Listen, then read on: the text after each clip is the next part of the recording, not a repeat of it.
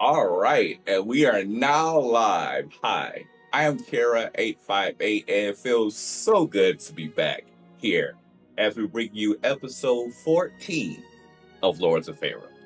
As always, we want to give a huge thank you to the love and support we've constantly been receiving for the show. We've always been working very hard, working behind the scenes to give you a fantastic TTRPG experience. And such, we hope you enjoy this story that we're about to tell you. But first, let's bring to you our sponsors who help make this possible. We are proud to say that Lords of Faerun is officially sponsored by Die Hard Dice. Die Hard Dice is an incredible company that produces gorgeous dice and dice-associated items such as dice scrolls, dice trays, dice bags, and more. And Die Hard Dice has just recently released a new line of products called the After Dark Dice Set. Let's just say you may see a few of those dice on this show as well as some possible giveaways coming in the near future. So keep your eyes out for that. These dice are absolutely incredible. It fits perfectly for the Halloween season. Now, sorry to interrupt. I don't know if this is one of their After Dark dice, but this one glows in the dark. What? It does? Yeah. Oh, I found out when I had turned off the lights one day after having the lights all on, and I walked through this room, and this one set of dice was glowing. I was like, "Which dice are those? Oh my god!" I had no idea. Oh, I have to keep that in mind. There may be another one that has to go into my little stash over here. Yeah. So this is one of them. Oh, that is gorgeous. It's real nice and heavy. Oh, yeah. Yeah. Sorry to interrupt. Go ahead. No worries. Many of their specialized line of dice, though, do get sold out very soon. So head on over to Die Hard Dice and use the promo code Faerun, that is Faerun, to get a discount off your purchase. Time to level up your dice. Lords of Faerun is now partnered with Untitled Champions. Untitled Champions is one of the biggest D&D giveaway games around. And this week, they of course have a list of champions that are planning to be buffed. If you hit !code in chat, you will receive a code for a free Electrum chest. This chest provides free premium content to help accelerate your progress in the game. So enjoy. And of course, if you like our show and would like to support us, Lords of Faerun has a Patreon. All the funds sent to our Patreon goes directly to the cast. And the Patreon offers exclusive content like after shows, podcasts, Patreon exclusive Discord channels, and even bonus episodes. A planned bonus episode is it we have in the future where the ice possibly go during a period of time where she was missing. So, plus we have polls where the Patreon members get to choose the pairings and circumstances of our next bonus episode. And this is just another way of saying thank you. Your contribution helps us as content creators. And if you're not able to contribute financially, we'll still like to support us. Liking, retweeting, and getting the word out does so much. Truly does make a major difference. And we appreciate all that you've done for the channel. So with that said, it's time to introduce our cast. Starting first with Elisa. Elisa, would you like to talk about yourself? Any projects that you have coming up? Hi, yes, I'm Elisa Pearl at Elisa Pearl on Twitter and Instagram with the ZALIZA. And yeah, what do I have coming up? Gaxpack is back. We took a week off. We're back tomorrow, Sunday, on GaryCon Live at 1 p.m. Pacific. And I'm also guesting right after this game. I will be guesting in a charity game for the channel Everyone Games, which is an organization that's dedicated to greater accessibility in gaming. And we're going to be playing a brand new system that is actually kickstarting its first, foray into being a game people can play.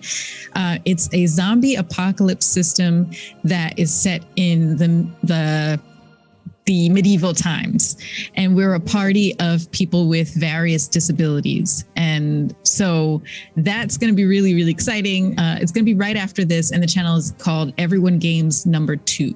Everyone Games 2. So yeah, check that out. That is awesome. I mean, I'll watch, of course.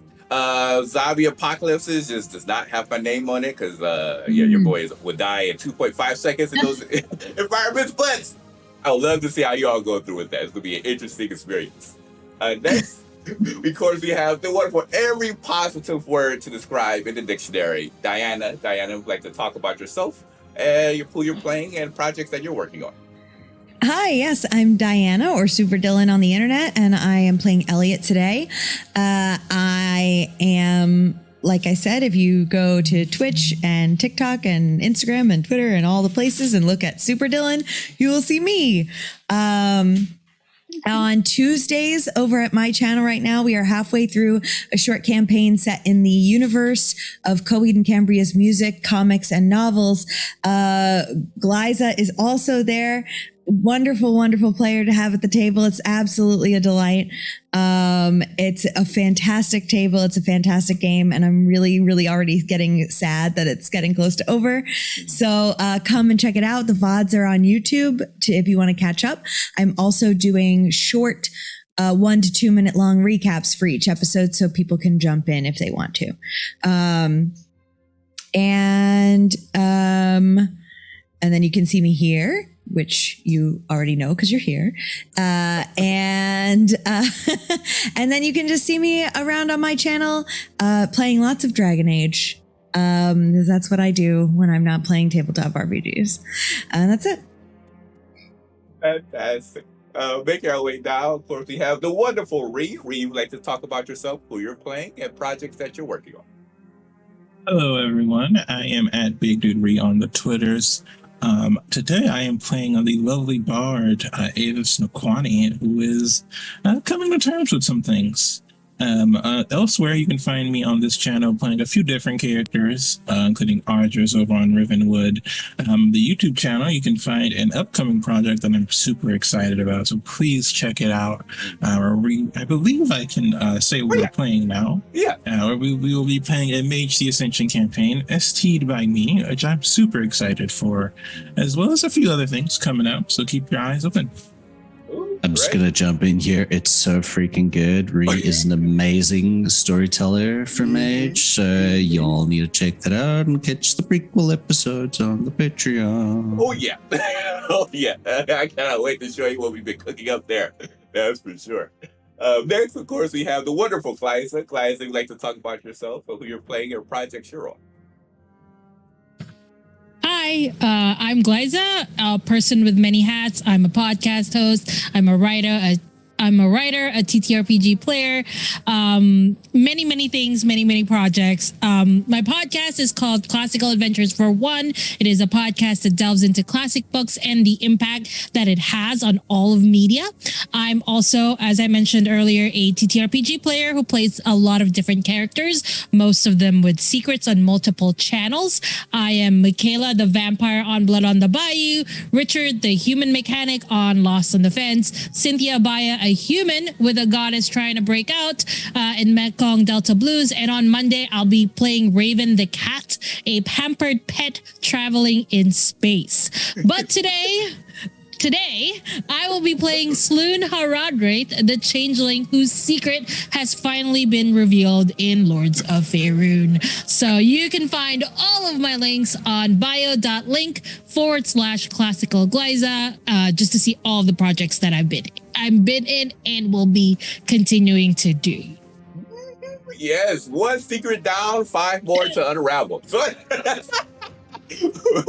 we make our way across. We have the wonderful Adrian, also known as Aries. You'd like to talk about yourself, who you're playing, and projects you're working on.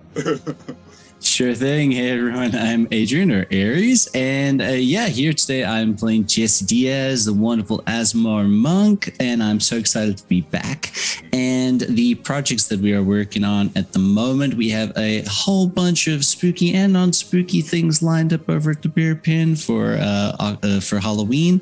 As Glaza mentioned with the cat, there is an amazing RPG called How to RPG with Your Cat, and they are on Kickstarter right now. So if you check that out, you can actually use your pets, your cats, or your dogs to play your game with you. So that it's going to be fun to watch. That is on the 4th of October. I think it's at 7 EST, I believe the time is. And that's going to be super cool. And yeah, we've got Undead in Dallas is starting soon on our channel. So that's for Halloween. It's a Vampire the Masquerade game. And yeah, I am doing a Fate one-shot set in the SCP universe. And that will be going on Halloween itself. So if you guys like super, super cosmic horror stuff, you should watch. And yeah, you can find me on Twitter at the Adrian Bear, and you can also check out our the Bear Pin site at the Bear Pin on Twitter. That's me. Perfect. As for yours truly, I am Kara858. Of course, you have here Lords of Faerun, Riverwood Academy. That, of course, comes in on Tuesdays. And as mentioned, we have quite a few new shows coming in the near future. For one, Ree already mentioned it, our Amaze the Ascension campaign that features Ree as a storyteller. It has Diana, Super Dylan, myself. You'll see individuals such as Sharif Jackson, Aki, and a couple other individuals. It's a fantastic campaign, and that should be coming up on our YouTube channel starting actually this month. So keep an eye out on our Twitter for that. I cannot wait to show you what we've been working for there. There's also another project that we have coming up called Gods of Color, which features me as a DM, and it essentially presents what if the entire cast are demigods heading on the road to godhood. It features Ree as a player, as well as Liza, and you also see individuals such as Melee Damage, Cynthia Marie, Brandy Rose, and it is such a fest. We started off with a bang. That's all I'm going to say. We started off with a huge bang, leaving the players relatively speechless. That's all I've been going to say there. So I cannot wait to show you all what we've been working on there. It's super exciting. Also, of course, we have 2 other campaigns coming out. We have a D&D campaign fitting within the lines of Game of Thrones before season 7. I will leave that disclaimer. Before season 7. So it features actually many of the individuals here. Ree is a player. Aries is a player. I'm a player. And that's going to be going up on our YouTube. It actually also be starting this month. And then lastly, we have a spy game campaign, which will be coming up most likely starting in November, featuring Liza. Like I said, a lot of well-known names that you can see in chat, as well as Aaron and a couple other individuals that will also be coming up on the YouTube. So there's so much content that we're going to be bringing towards you. We're super excited for all of it. And I cannot wait to show you everything that we've been working behind the scenes. So with that said, that's all of the announcements that we have for today. So I'm going to go ahead and bring you our intro video for episode 14 of Lords of Faerun. Latreo, Avis, Jesse, Helena, Ice, Elliot, Aliza as DM, Lords of Faerun.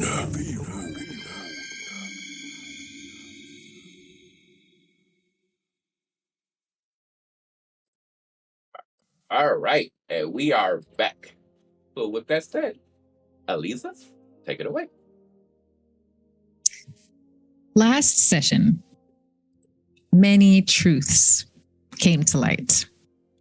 While camping out near the dwarf and orc-run diamond mine on the Vasa Valley Plains, the party, aka the Dragons of Vasa, revealed deep secrets from their past with each other. It started off with Sloane Haradrace, the changeling formerly known as Helena, who told her story by making the campfire dance. She is the last remaining member of the Haradrace family of changeling assassins. Saloon always rejected her family's vocation of killing, and when their murderous deeds finally caught up with them, after they assassinated the child of a powerful wizard, she felt no remorse for their deaths. But the name Haradraith still follows her. And to this day, the wizard has continued to hunt her down as the final surviving member of that killing family to finish out his revenge. Saloon has skirted capture and death many times and has been running for so long she had almost forgotten how to stand still. Avis shared the tale of how 90 years ago, not far from here, in another Vassan village, young Avis snuck into the castle of a queen and unknowingly stole back the flute she had taken from his family. He didn't know it at the time, but the flute was the vessel of his father, a jinn. Upon returning home, young Avis found that his mother had been taken and his home was in flames. He ran, never to return again. Elliot also shared his story of being lied to by the family that tricked his family into a meeting and very likely slaughtered them. Young Elliot, with a bow and arrow that wasn't much more than a toy at the time, tried to find out the truth, but could not. And to this day, hates being lied to. These truths having been told, the party then ventured back north up to the Great Glacier, where all of the Rivara clan united and gathered to welcome Latreyu back into the clan and to welcome you all as honorary Rivaran clan members. During that meeting, Avis snuck off once again and did a sort of half prayer, just putting out there into the ether what became of his family members. And almost as if in reply, the flute that he hangs around his neck, the vessel of his father, runes that had been dark for so long begin to faintly glow. This is where we pick up for today's session. Avis, you have the flute in hand. These runes that you recognize as the runes that would always be brightly glowing when you were in communication with your father. The faint glow has now sparked up.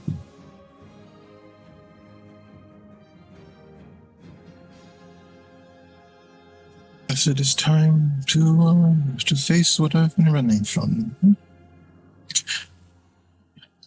It is a bittersweet thought, though. She's most likely gone, so I hope you're able to forgive me. At least one day.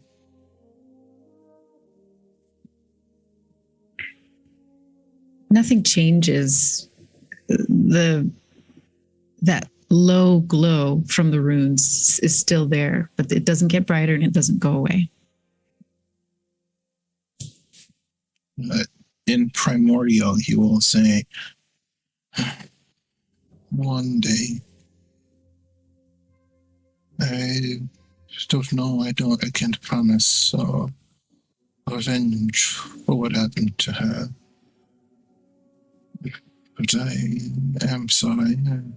I wasn't ready. I wasn't ready back then.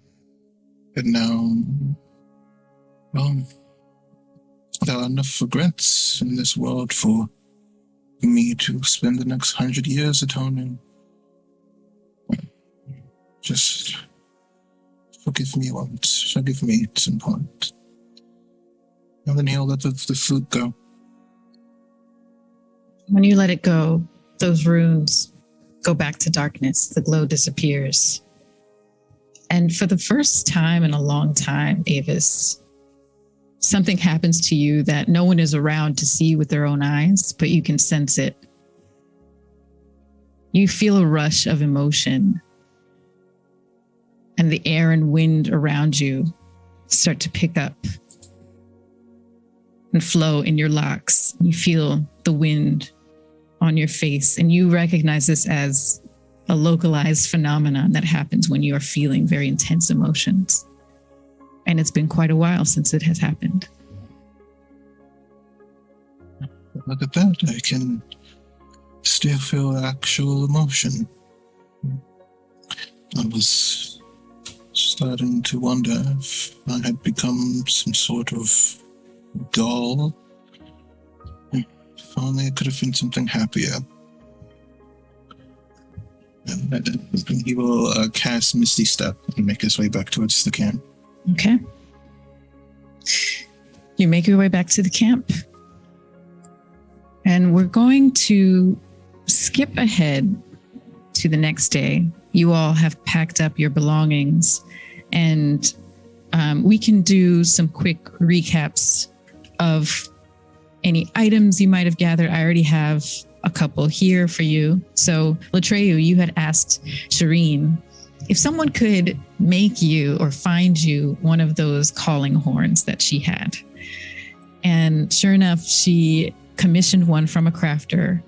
And it was actually, she commissioned one, but it was already partially made. So the person just kind of customized it for you. Put the name of the Rivar clan on it. And so you now have this calling horn that was made from a hollowed out giant ram's horn. It has a leather string to hang across your shoulder. You also were given a sending stone by your cleric sister, Persena, so that you can have communication back and forth with her. It follows the same rules as typical sending stones, so you can only use it. You can only send a message with it once per day, pretty much. And I think it refreshes the next day at dawn. But you will be able to at least communicate with your sisters. And Jesse, you approached Gibran at the gathering and asked him if, as a wood elf druid, he might have some druidic texts to spare for your very studious dragon, Jackson. And sure enough, Gibran was able to provide you with some druidic texts that Jackson hadn't read before. So you were able to get those. Is there anything else that people may have done or asked for or sought out during this gathering with the Rivara clan before you leave this glacier? So were we all there with all of them?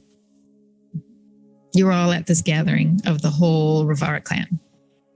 At that gathering, Jesse then would have liked to have asked Persena if she would have been able to send a message to his wife, Eloa, just asking if there's any update in the Sahuagin situation, if there's anything he needs to worry about.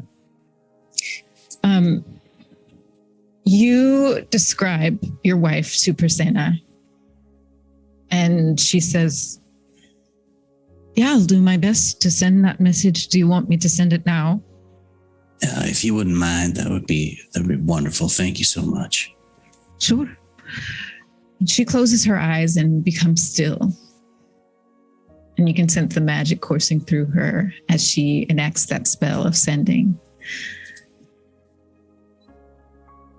And after a few moments pass, she opens her eyes and says, your wife's really pretty.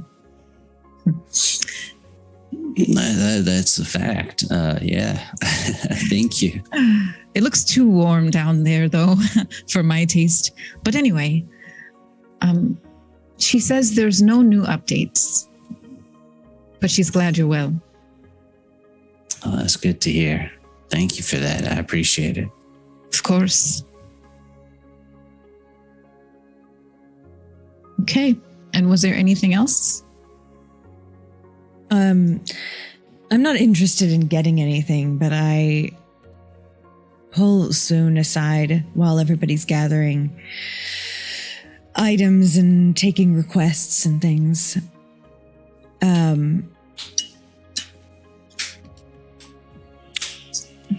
Soon, I see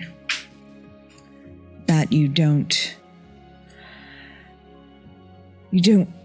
really seem eager for us to deal with the situation.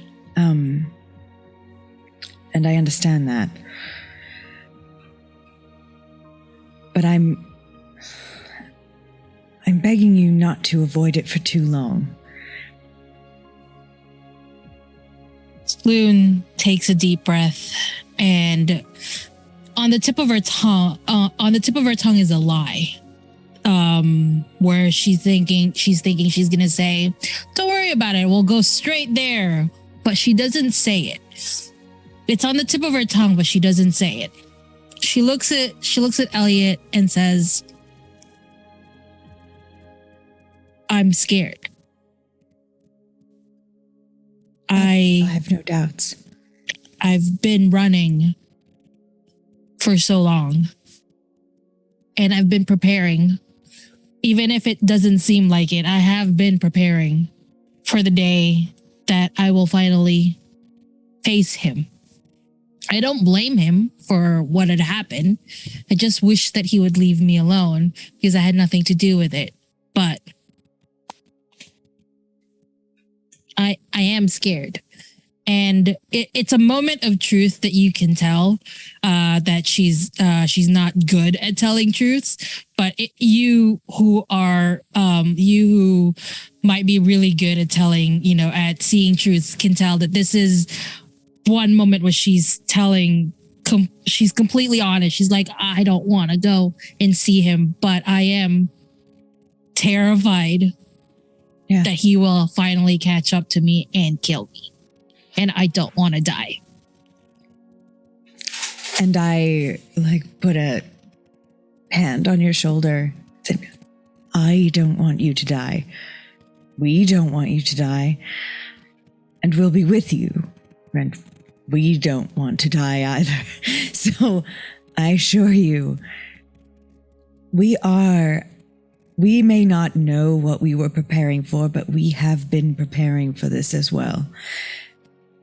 We have been fighting and building our strength and our powers. And I mean, look, it's like abs for days in this group. That is true. It is abs for days. Ridiculously muscular, and extremely powerful.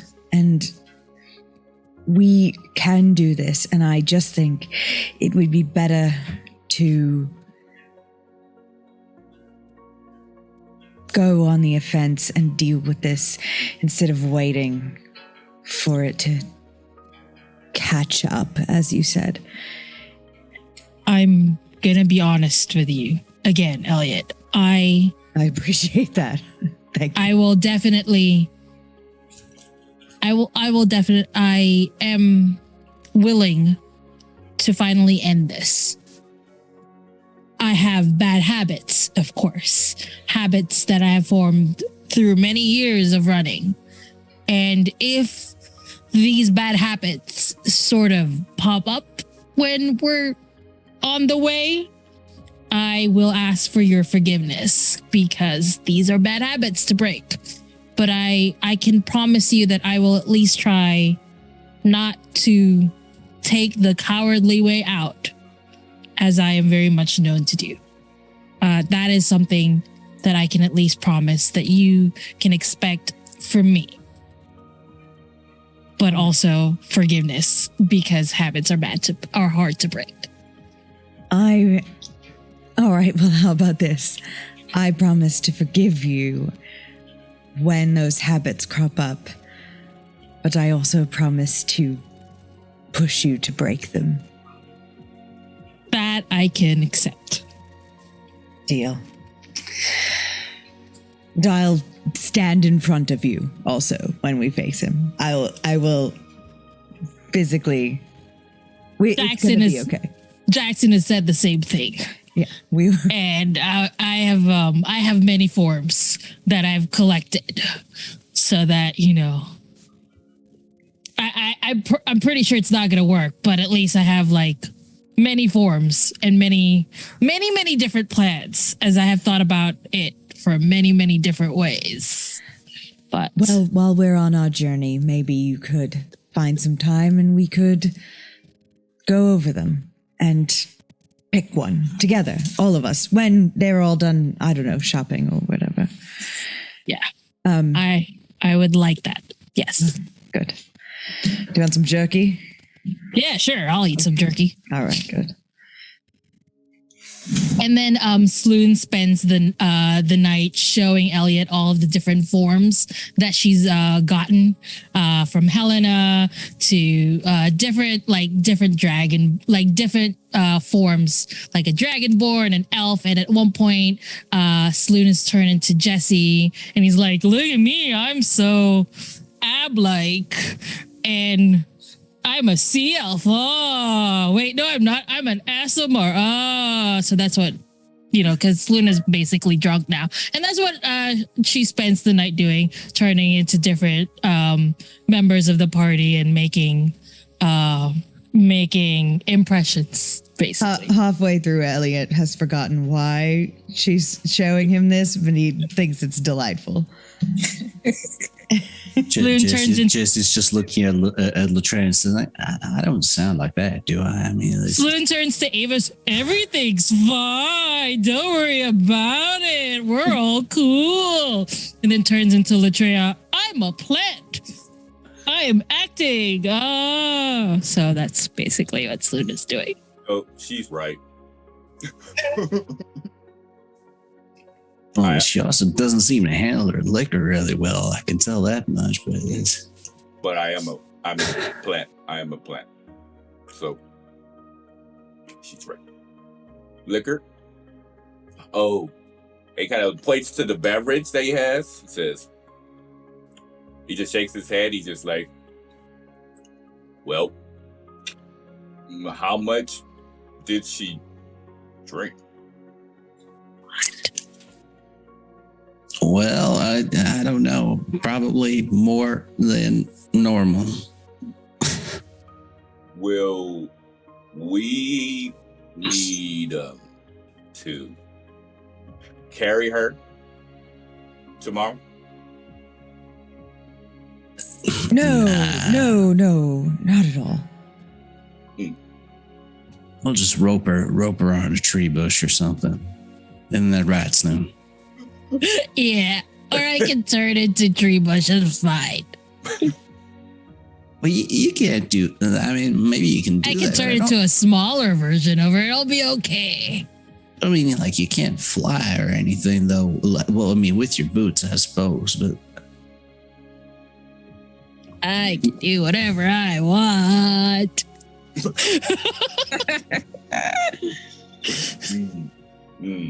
That's right. Do whatever you want. Like acting. Yes. Is this the same day or is it the next day? This is the day before. No, right? there's still the night. It's the I night think before. we're still drinking. Oh, okay. Yeah, we're still partying or whatever. Mm-hmm. He looks towards everyone and says, so tomorrow we have a lot to do, right? And he looks around for Avis and they realize that Avis is missing and he goes back. He says, I forgot what this felt like. And he kind of like points towards his family members that are around. And he says, I want to see if we can give this for Avis if his mother is still alive.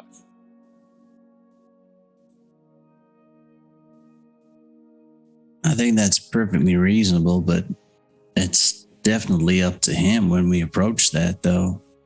I don't think we can rush that kind of thing. True. I we'll ask tomorrow. Otherwise, and Jesse's going to pull out his map. If we are, I mean, for no particular reason at all, I may have been scouting out a flight path, to the Serpent Hills for no reason at all. But unless y'all want to cross through the Anarak Desert, which I would not recommend, we should probably take the longer way around, head through the Dale Lands, maybe swing through Cormyr. It'll be a little bit safer. Dale Lands have been usually pretty good, but from there, I think we can try a straight shot to Najara, but I don't know. I think it might. I hear good things about Elturel. It's supposed to be a real good city, so maybe we should go through Elturgard and then head up straight through there. But it's going to take us a long time. This is a good long time to get us there. Makes sense. I still don't like cities, but if that is safer for others. You don't like cities? You said. Because he's 9'5", he sticks out. He sticks out like a sore thumb. He's always used to people staring and want to fight him and all kinds of stuff. He hates cities with a passion. So even villages get rubs in the wrong way, but cities is like that times 10. So yeah, he will say, well, it's okay. Would Jesse have heard anything in his seafaring travels about any of those countries and how they might react to a flock of dragons coming in with people on their backs?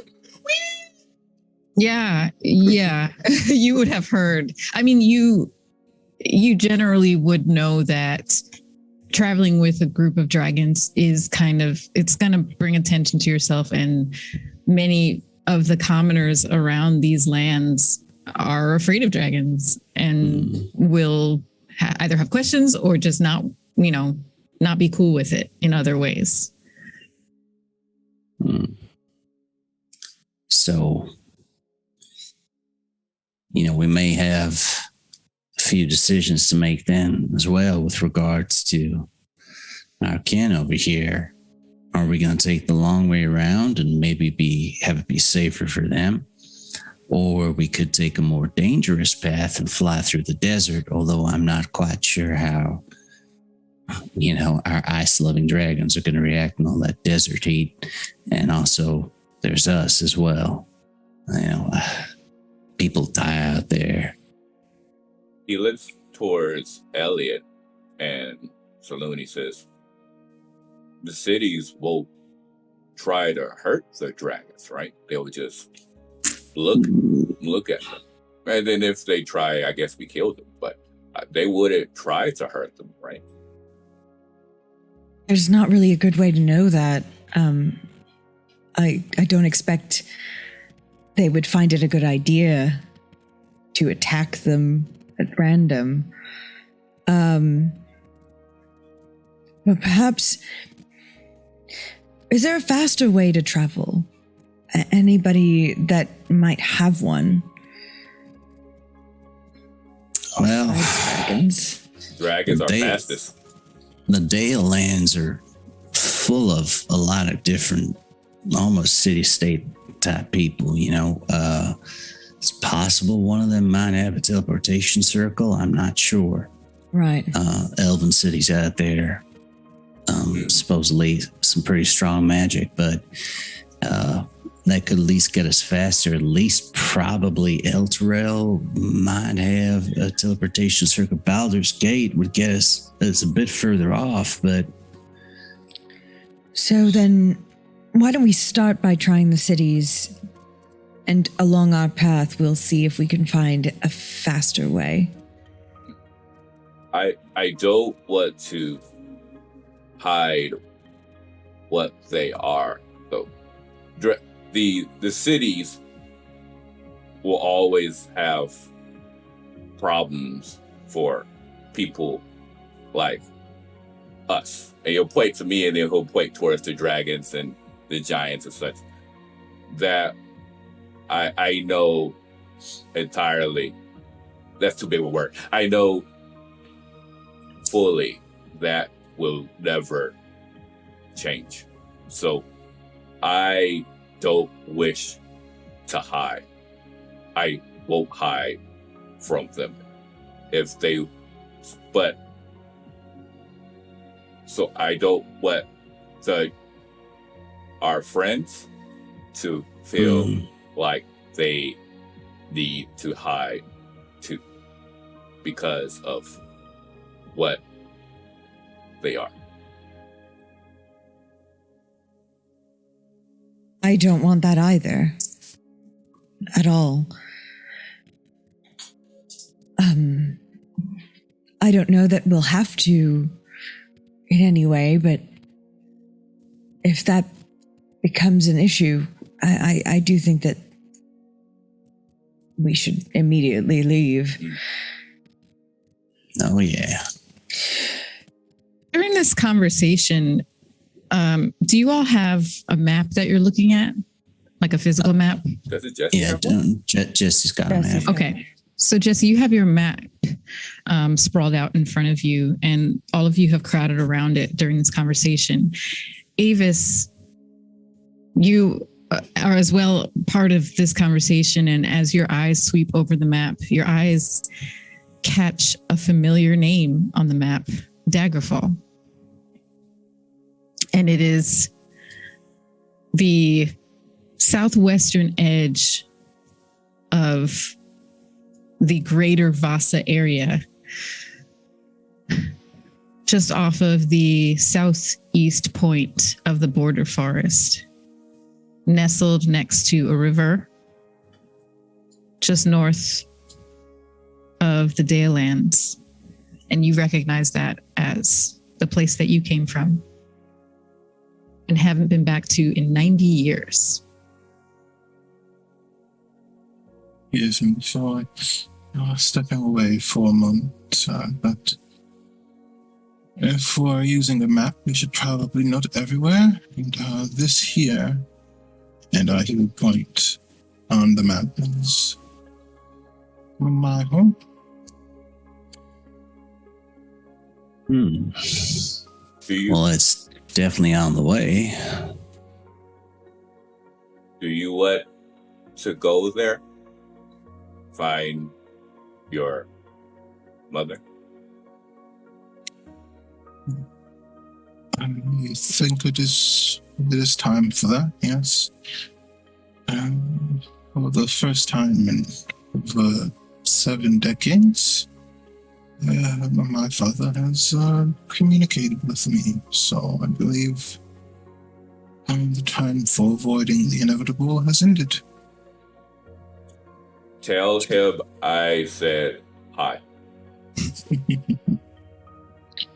I will do that. Have my words, Jaya.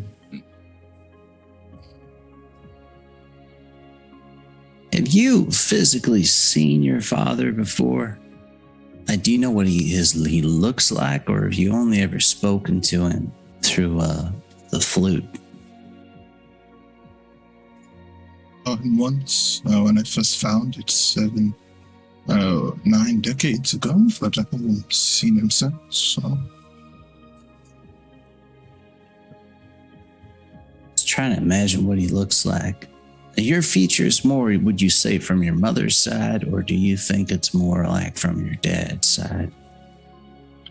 Well, I have to say my good looks come from my mother naturally, as well as my hair, but I do have a bit of my father's flair for the dramatics, you could say. All right, then. Is that So, acting? Dramatics?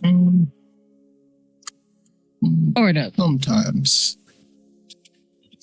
So your father is also a tree? quite. He's more of a, he likes to command the attention of people. So it's really good for making deals, apparently, if people are in awe of you.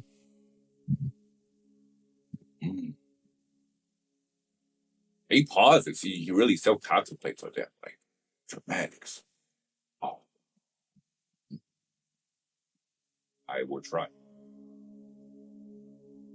Jesse sort of like claps a hand onto Latrea's shoulder and like, I don't think you need to worry about having people in awe. I mean, not sure if you looked in the mirror lately, but you're a little bit tall and kind of like built like, I don't know, slab of granite. So pretty sure you got that area covered. Oh, I see. Yeah, one of your abs is the size of my head, so you're fine. Like imagining the scale. Yeah.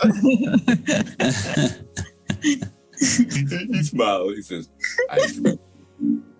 Okay. So tomorrow we find your mother. And he kind of like places his big hands on Avis's shoulder. He says, I hope we find her and she's safe.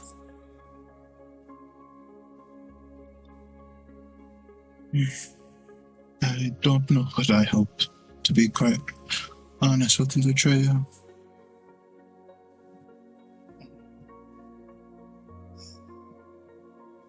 And with that, the rest of the night passes. You all enjoy more revelry and eventually wind down for the night. Some of you with your dragons, some of you set apart for the first time. Actually, now for the second time, I think. Sloon, you don't go away with your dragon to spend the night. You just sleep near the party with nothing more to hide. So it's in an easy sleep, but it's sleep nonetheless. Still getting used to being open about things. Takes some getting used to.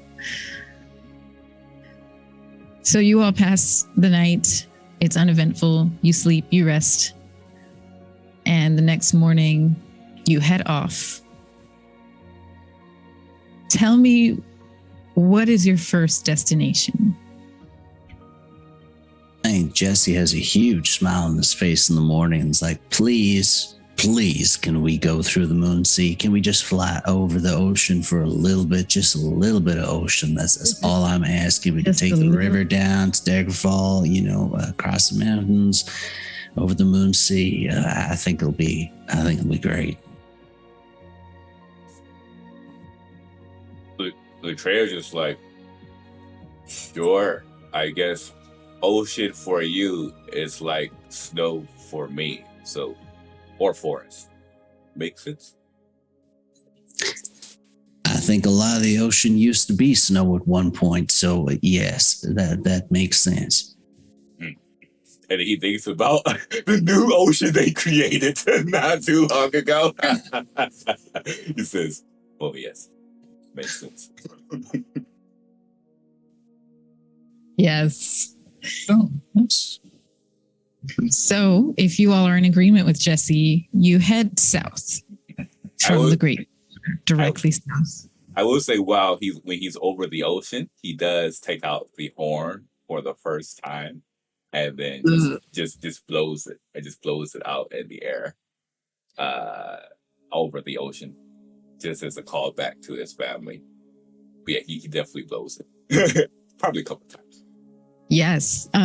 So that happens roughly 3 hours after you've left the Great Glacier. You've passed back over the entire Vasa Valley, over the Galen Mountains to the south, and you reach the Moonsea 3 hours later. And as you're passing over the Moonsea, sure enough, Latreia, you blow that horn and it echoes off of the surface of the water, the mountains behind you, and it pierces into the forest lands to your left. That sound stretches out all around you in a really satisfying way. It felt good. There's a literally genuine warm smile on his face, and not just like a regular smile, but a genuine warm smile. He definitely holds the horn against his chest. And he just whispers to himself, "Thank you, Shireen." And he just holds it there as he flies. Jesse is absolutely in his element, flying over the ocean with Jackson. He's actually got his hands around Jackson's neck and is giving him a big hug. But at the top of his lungs, real badly, he is singing Aquan sea shanties while they're flying over the sea. Jackson probably has a bit of eye rolling going on, but he's used to him by now. Absolutely. All of that is true. And Jesse, for you, even though the Moonsea is much smaller, it's more like a huge lake than a sea. I guess it is technically a sea, an inner sea, inland sea. But even just this little bit of water to pass over feels good to you. It feels like you're closer to home than usual. So yes, 3 hours into your trip, more time passes, and let's see. Another 3 hours pass, and you get to the western edge of the Moonsea. You pass over Zentil Keep, with Ulash to your south. Once again, the Cormanthor, Dale Lands, and Forest are to your left. And up ahead, off to your right, you see the Dragon's Pine mountain range, small mountain range. And if you follow the River Tesh flowing west, actually it's flowing into the Moonsea. So you're going against that current flow, flying over it, passing over a few more towns as you do. Following that River Tesh that bends slightly down to the southwest, you reach Daggerfall. And as you crest over the town or approach it, Avis, you do start to recognize this place. You had never seen it from above, so it's a strange sight for you to be looking down. It's almost as if you're looking down at toy houses and toy wagons as you can barely see the people that are walking between those buildings and pulling those wagons. But you recognize the layout of the land, where the castle is or was, where your village, where you lived in that village, your home used to be.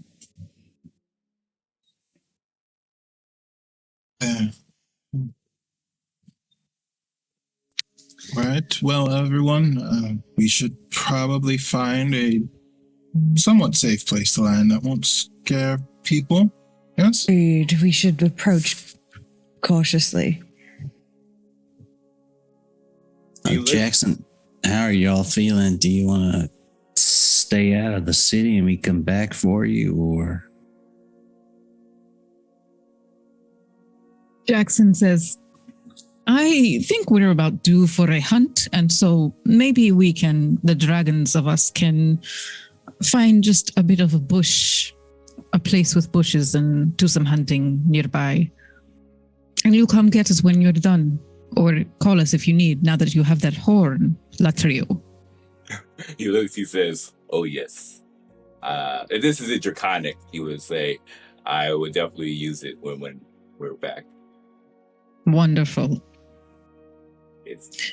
He looks towards Avis, though. Still a draconic this time, because he feels it's a bit easier. He says, about the queen. What do you want to do with her?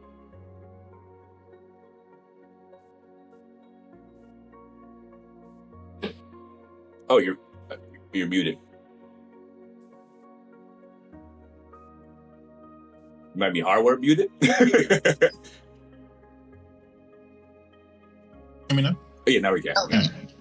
I actually don't speak Draconic, so I can't understand what you're saying. Oh. What? You didn't pick it up from... Oh, okay. When he pauses, he looks, he says, oh, not Draconic. Okay. He then switches over to Giant. I think and then he'll say the same thing. He says, what do you want to do about the point?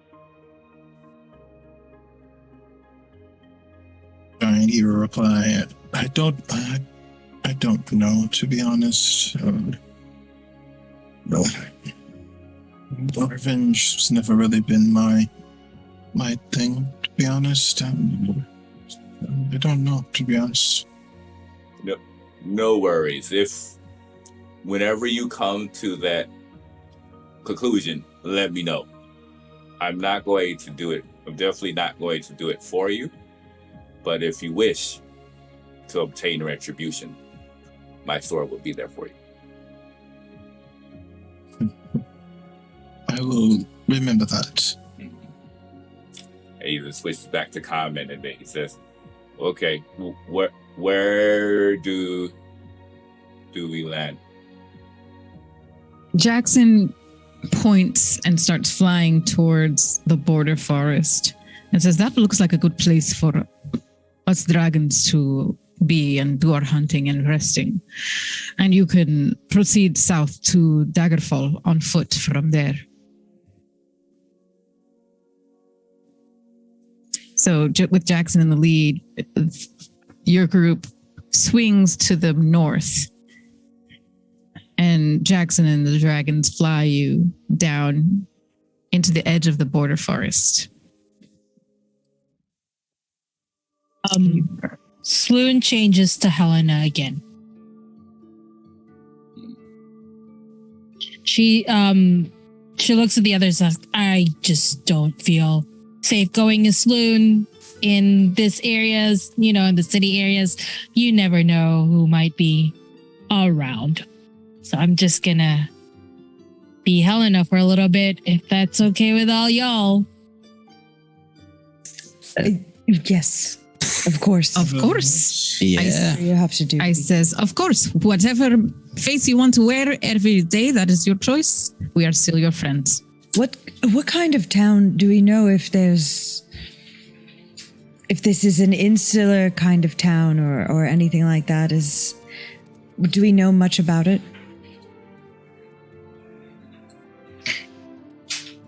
Avis, you would be the person who knows the most about this town. But it's been 90 years since you were last here. It's been a while. Been a long time. Well, to be honest, I don't entirely know. 90 years ago, it wasn't that big on trade, but it wasn't exactly afraid of other people. So perhaps things have changed. There weren't many dark elves like myself here before, but outside of the nobility, everyone seemed to get along. And the queen that you mentioned, is she also a dark elf? Or, it's 90 years. I mean, if she's human or something, she might already be dead. No, she was not a dark elf. I always thought she was a high elf, but I never actually asked, so I don't know. But I don't believe she was a human. Okay. So, revenge by time might not work out in our favor. I got that. Well, there's revenge for other ways. And he pats the giant axe on his back. He says, "We can make a way if we need to." But I think, am I catching that this is going to be tree time for all of us, i.e., scouting and asking questions and... No, that's you. I can't. No. If they're not dragons or giants or other big creatures, I probably am not best for this. I will join you as the all person. What? And he looks towards Elliot and then pats on Elliot's side. He says, Elliot's normally best for talking to me. Well, That's certainly debatable, but I will try. I find you extremely eloquent, Elliot. Thank you, Jesse. However, I do have a little bit of a plan. We're in a river that heads right to an ocean, which means there are docks here, and those are my people. And they might know what other people don't know, because all kinds of folks hang out around docks. That's actually not a bad idea. I see you in your element. I'm fine with it.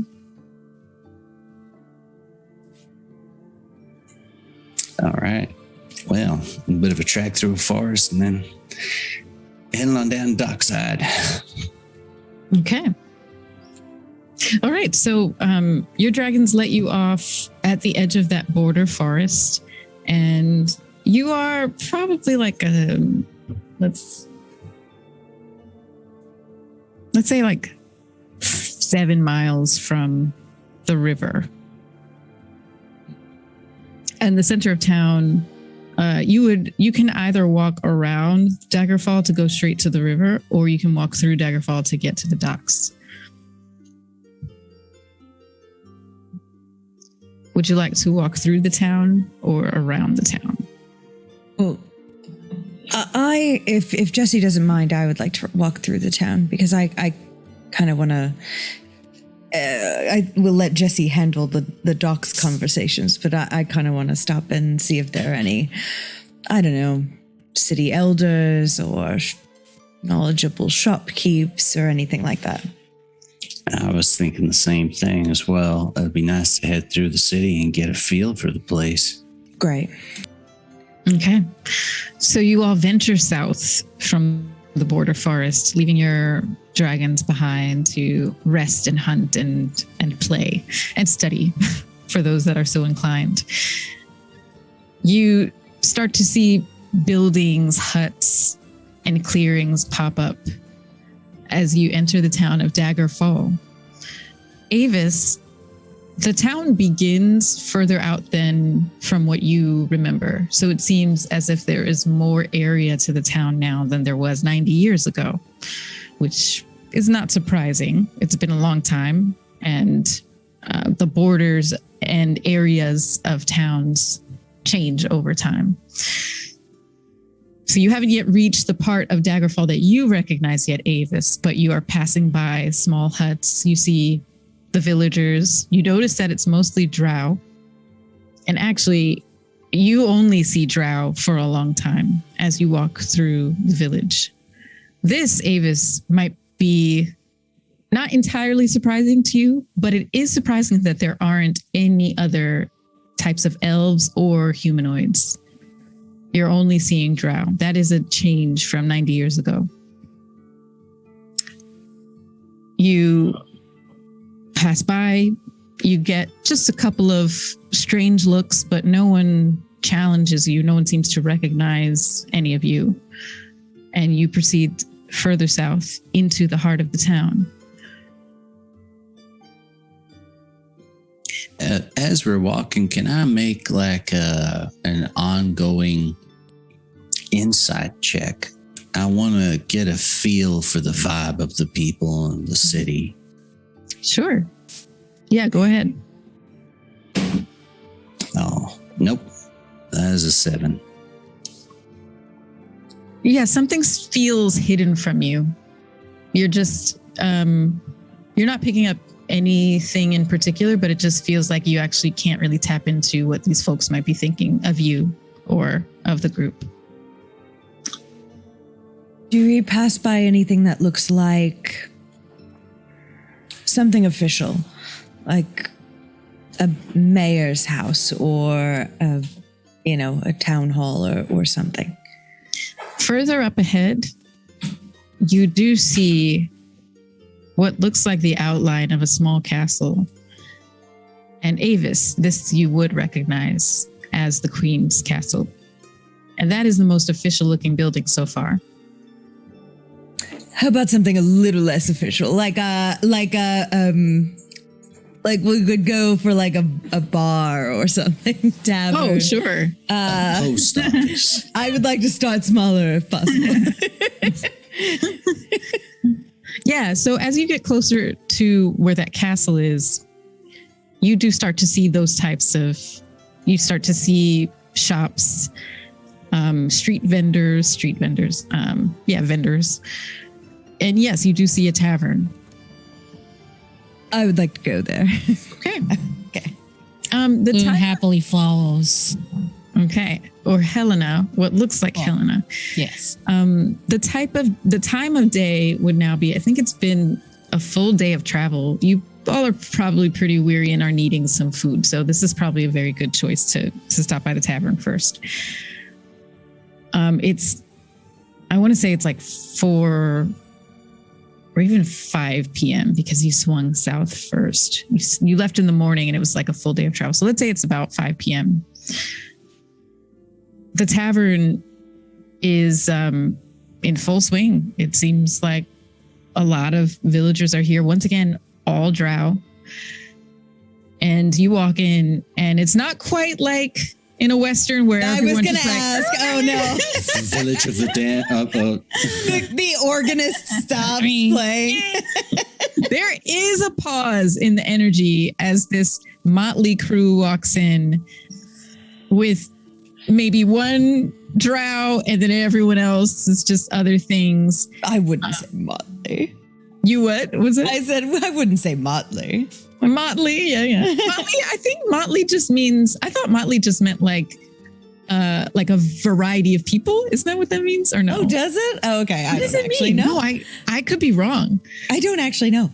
Okay. We'll have to look it up later.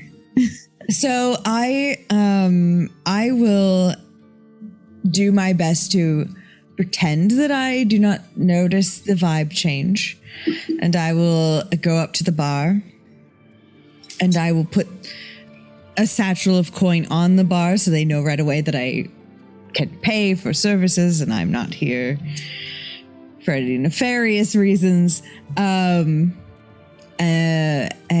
is there a barkeep whose attention I can You have everyone's attention. So yeah, the barkeep has already noticed you and is polishing a glass and watching you all from behind the bar. So you have their attention already. Apologies for the interruption. Would it be possible for me and my friends to get a meal, maybe a few drinks? The bartender puts down the glass that they were polishing, and it makes a noise on the thick wooden bar's top. That depends. Are you friend or foe? Oh, well, I usually don't just make assumptions that other people will be my friends, but we are friendly, at least.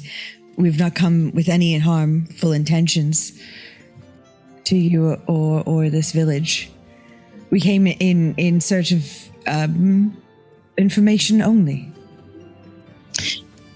Someone sitting at the bar, an older drow, twists his ear at this and turns to you and says, "Information?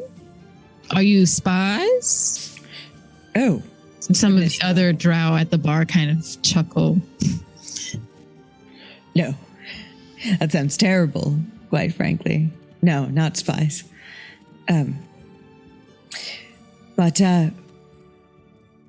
Well, frankly, we just, for now, just want some food and drink and a place to sit.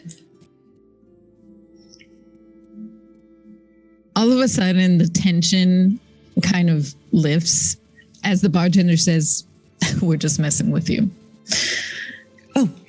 Oh, good. We don't get many other outside people anymore, so we like to just make sure you're here for the right reasons." Oh, that's fine.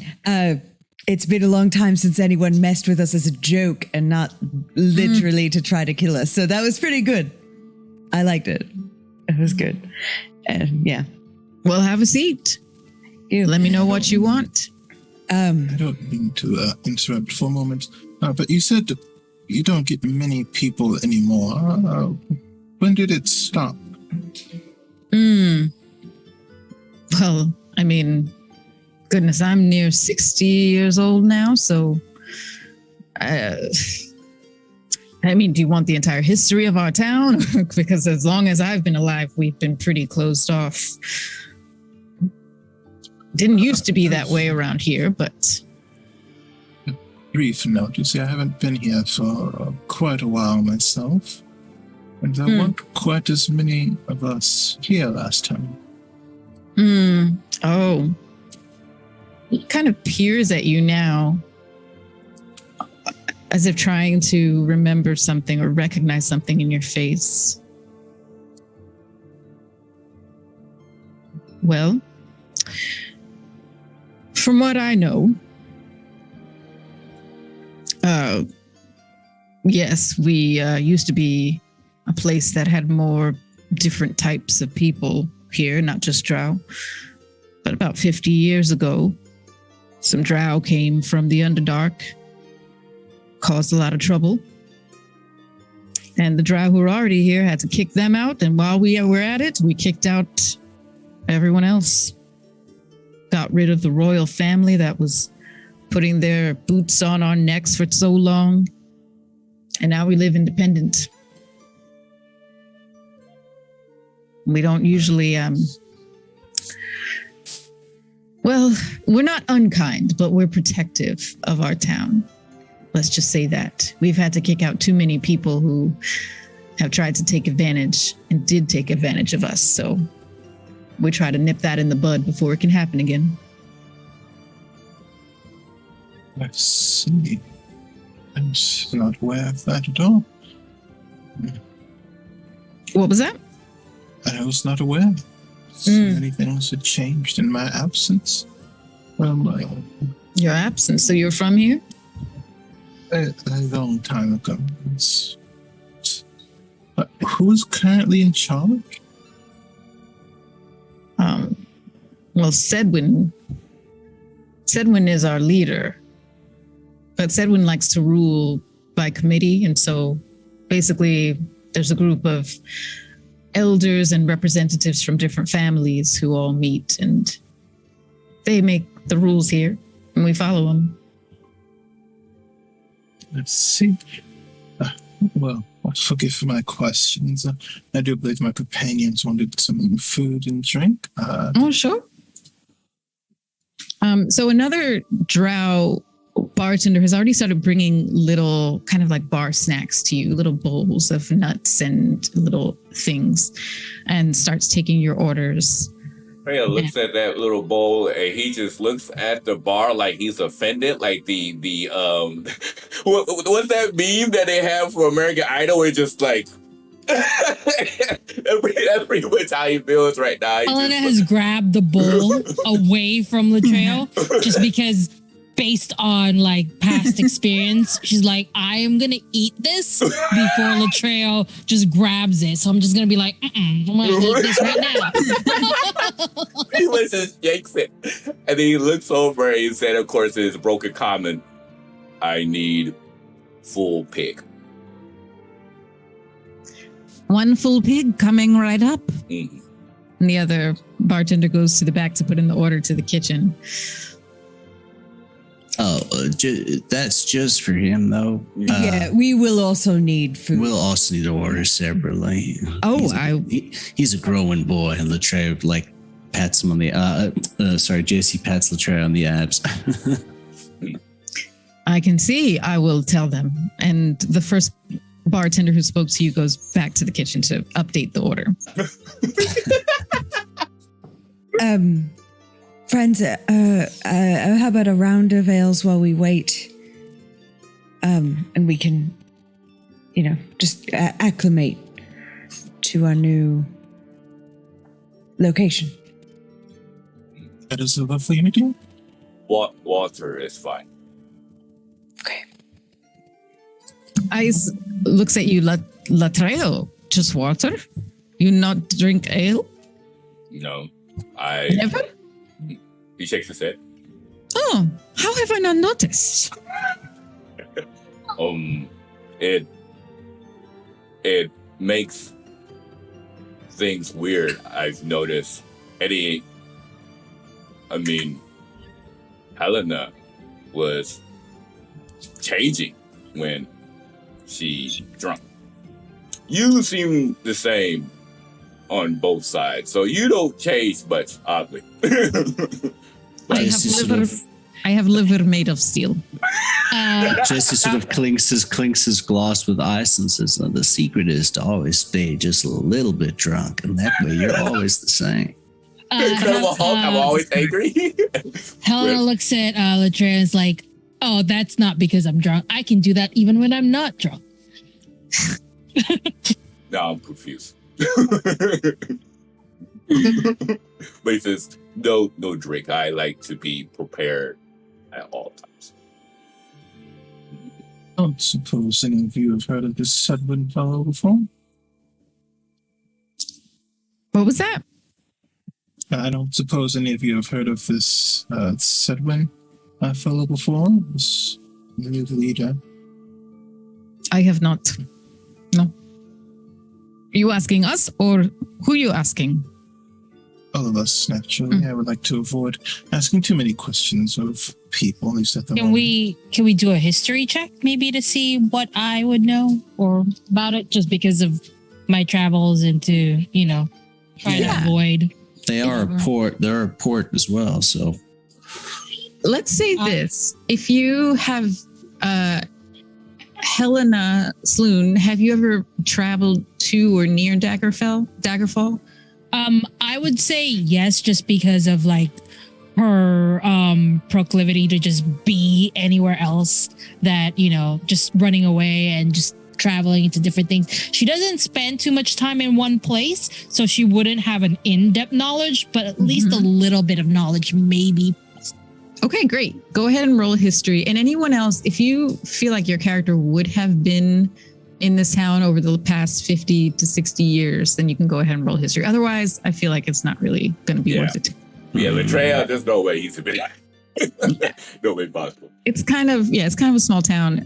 yeah. So I got a 16. Okay.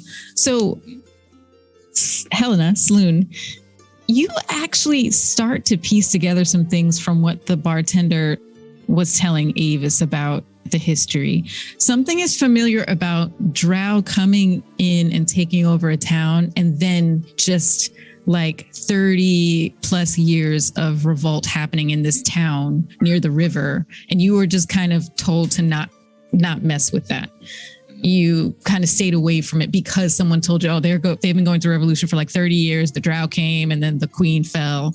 So yeah, this is starting to sound familiar to you.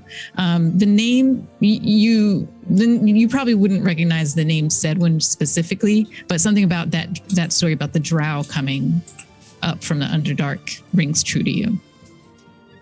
So I look at everybody and it's like, this place is familiar. I've never been here before, just because of, when I was around this area, I've heard that there's been revolution after revolution ever since the Dark Elves have come up from the Underdark. I know that there was a monarch here, but after the revolution, they've disappeared, but I have no idea who this Sedwin fellow is.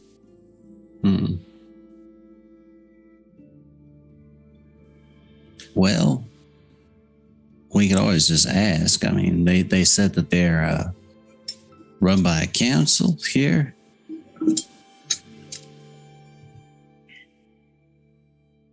During this conversation, two things have been happening. The first, totally normal thing, is that a round of ale has arrived in front of you. You can smell the smells of roasted pig in the back. And the second thing is a not so expected thing that happens. The front door to the tavern opens, and escorted by two younger drow, an older figure walks in. And it is a man, another drow. You all, Avis especially, you sense some gravitas in the door opening, because just like when you walked in, the room kind of falls silent out of reverence this time. Avis, you turn and you recognize one of your mother's friends. And with that, we will take our break. Oh, all right. Okay. Dun, dun. Yep. All right. Well, thank you all for coming by for watching the stream. We definitely appreciate it. If you like what you see here and would like to talk about the campaign, you can definitely join us at our Discord, which you will see in the chat below. We have access for spoiler as well as a non-spoiler section, fan art, and we would love to talk to you about your thoughts about the characters, the campaign, so forth and so on. And we're going to take a quick 10 to 15 minute break, and then we should be back for the second half of Lords of Faerun. Farewell for now.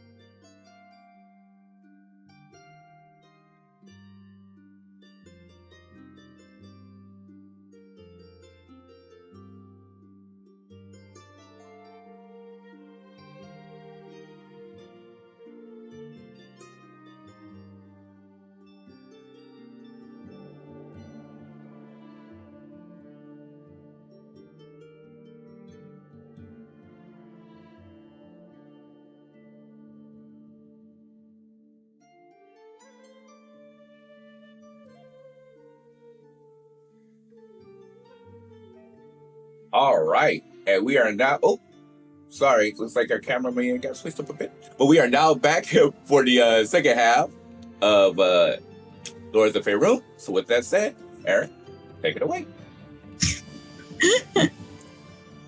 Who take it away? Oh, sorry, Aliza. Sorry. I got distracted because I saw the pictures was over off in a different direction. So I had to move some stuff around. So it should be good. I guess some pictures may have got taken off. But it's all right. But yes, sorry, Aliza, take it away. Okay. Avis.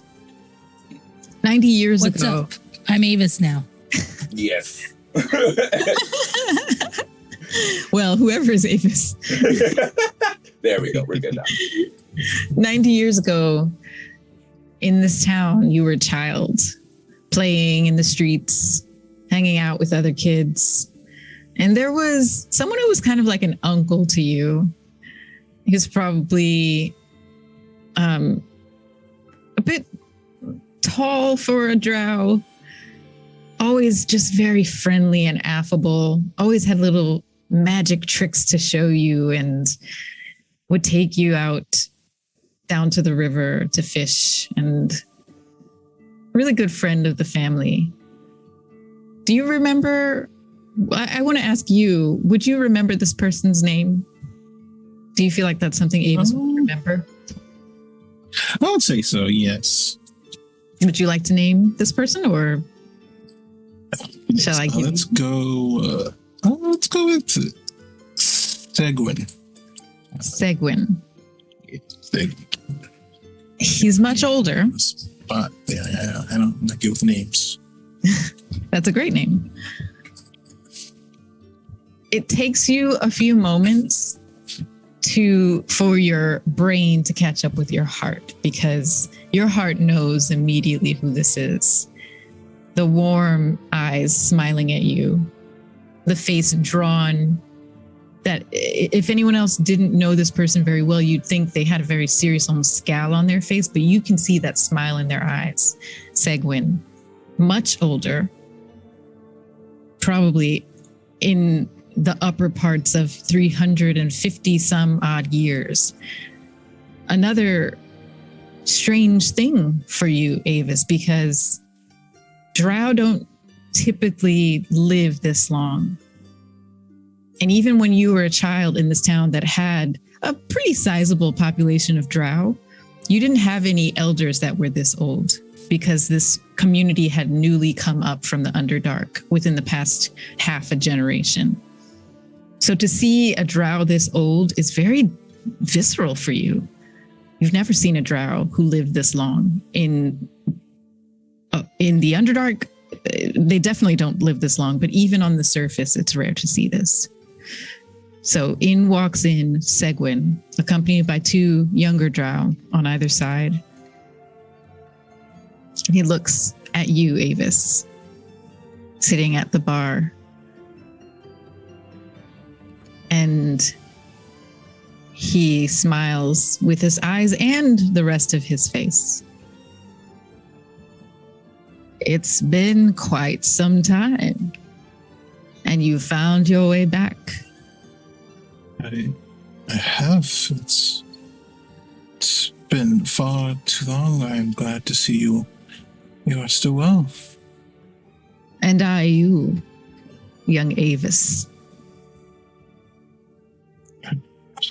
How are things? Do you have time for a drink or food or really anything you need? I have time for anything in the world. And he walks slowly over to the bar and sits on one of the stools near you. Please forgive my manners, Seguin. These are my family, so to speak. This is the trail. Helena and Jesse and Elliot and Ice, and this is Seguin, his uncle, I suppose. Yes. Yes, this is my family. It's nice to meet you. Very nice to meet you. Hello. And all of you. What brings you all here back to Daggerfall? He points this question to you, Avis. It had been long enough, and I started to feel that fate wanted me to return home. To see my mother, or at least wherever she rests at the moment. His face has now a slightly pained expression that's just softened with time and age. He looks down at the bar, evading your gaze, and says, "Your mother, I wish I had better news, but your mother's not here."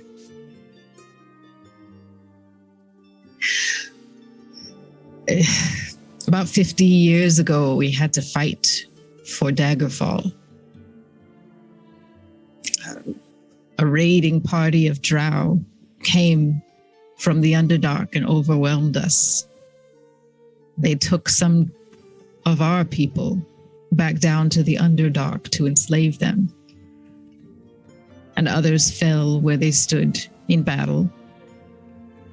Your mother was not among the ones we found dead.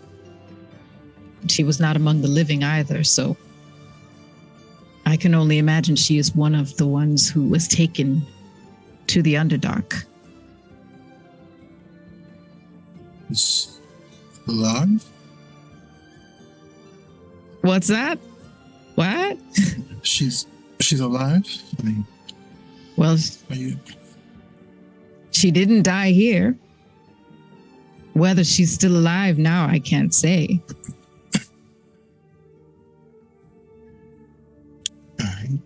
I see. Do you know where in the Underdark they were taken? I don't know. But we think we know where they came up from, but we don't know where in the Underdark those drow may have taken our people. Can you mark it on a map or a note somewhere for me, please? Yes, of course. And he motions to one of his companions. and kind of says, "Get me something to write with." And they say, "Okay." And they search around in their pockets to find him a quill. Do you have a map of the Underdark with you? I don't think so. I do, but Jesse does not. Jesse's never been. Oh, right. Sorry. I was like, Oh no, we went the one time on Yeah. that adventure, didn't On we? adventure. Mm-hmm. But Yeah, so I we think we had a guide or something like that because maps are iffy, from what I understand. right. Okay. Okay. So Sedgwin says, "Well, we can get you a map of some sort and show you where we think those drow came from and where they may have taken your mother and others. Would I you would. would you dare to go down there to find them?" Of course I would. And he will turn to the rest of you. I cannot. I cannot request that you join me on such a risky assignment, but if you all would be Risky. You already know my answer. I wanted to do this since the beginning I first heard about this. And he wasn't getting taps Avis's on his shoulder before jabbing a huge leg of the pig back into his mouth. Just grease just falling down his cheek. Jesse is holding his symbol that he wears around his neck. And he's trying to get a feeling from Elisha whether she has any insight in this. Well, while Jesse is doing that, Helena looks at Avis and's like, "Hey, you like your family, and you know how I feel about family, but I'm not about to not go with you after you've been with me all this time. So, request made or not request made, you're not really going to get rid of me." Well said.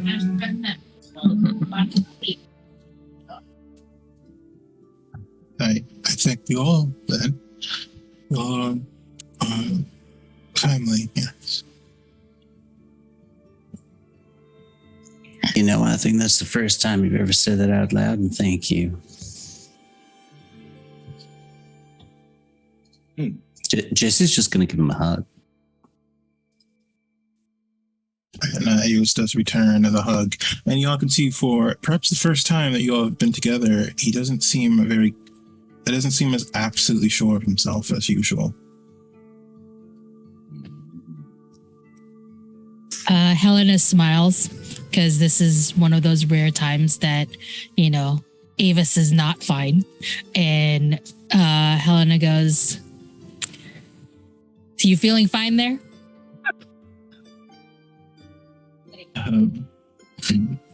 Not quite. Good. Thank you for being honest. Eliza, would I need to make any kind of a roll to see if I get any feeling and or inspiration from my angelic guide there?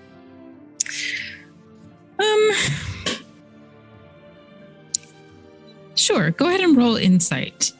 Okay. And just hold on that, though. Hold on your result. We'll come back to that in a bit. Okay. Avis.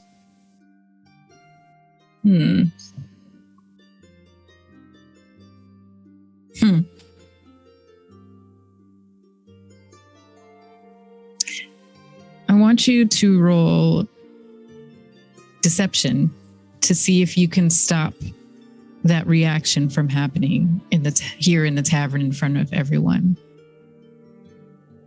Oh, what? Oh, that's a 23.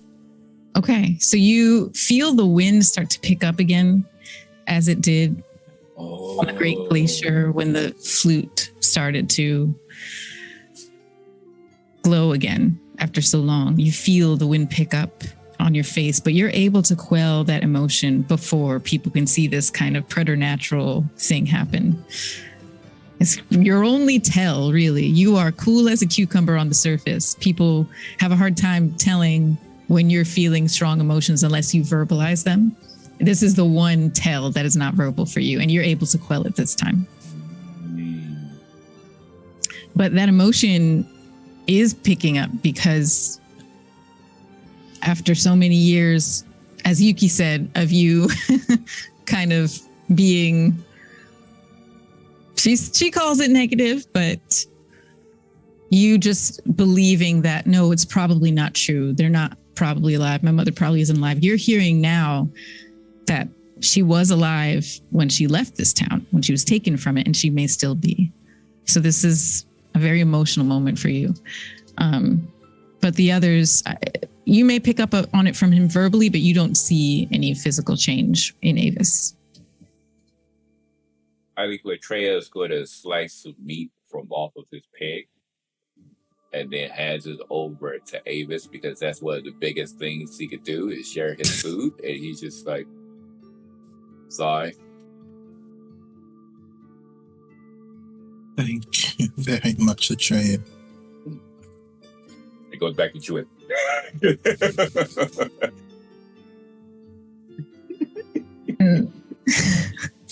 Sedgwin says, well, it seems like you have a very large friend here, but also a very close group of friends to go down with you in the Underdark.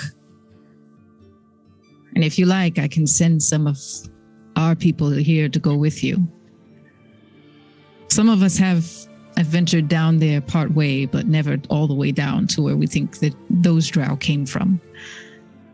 We decided to just keep to ourselves after a while, after many decades, not poke the dragon, as it were. Thank you for your offer, too. But I don't think that'll be necessary. And he will reach into his bag of holding and pull out a small satchel of coins and hand it to him. What is this for? Just a way to atone for my actions. Don't open it now. But once you're in private, then be very careful not to lose it. All right. He takes the satchel and puts it in his pocket without opening it. Wait, can dragons fly in the Underdark? We're gonna have to leave him behind, buddy. You say that out loud. Oh yeah, of course. He doesn't hide. Sedgwin says, I've never seen them myself because I haven't been down very far into the Underdark. But I have heard that there are dragons of a certain kind down there. Okay, I can breathe snow root. Speaking of dragons, we have dragons and they might be looking for a place to sort of, shelter and all that, since we are going in the Underdark and we might not bring them. Would our dragons be welcome to sort of stay here in the meantime, if needed? Sedgwin considers and says, he looks actually around the tavern at the people and says, I think your dragons would be safer not mingling with the townsfolk. Just for their own safety. We don't have many outsiders who stay here for very long. And I think dragons would cause a bit of a commotion, confusion, maybe fear. And when people are confused and afraid, they do not good things. Okay. It's possible we Counter. could send them back to Veshanthar. There is a wood north of here, the border forest. Right.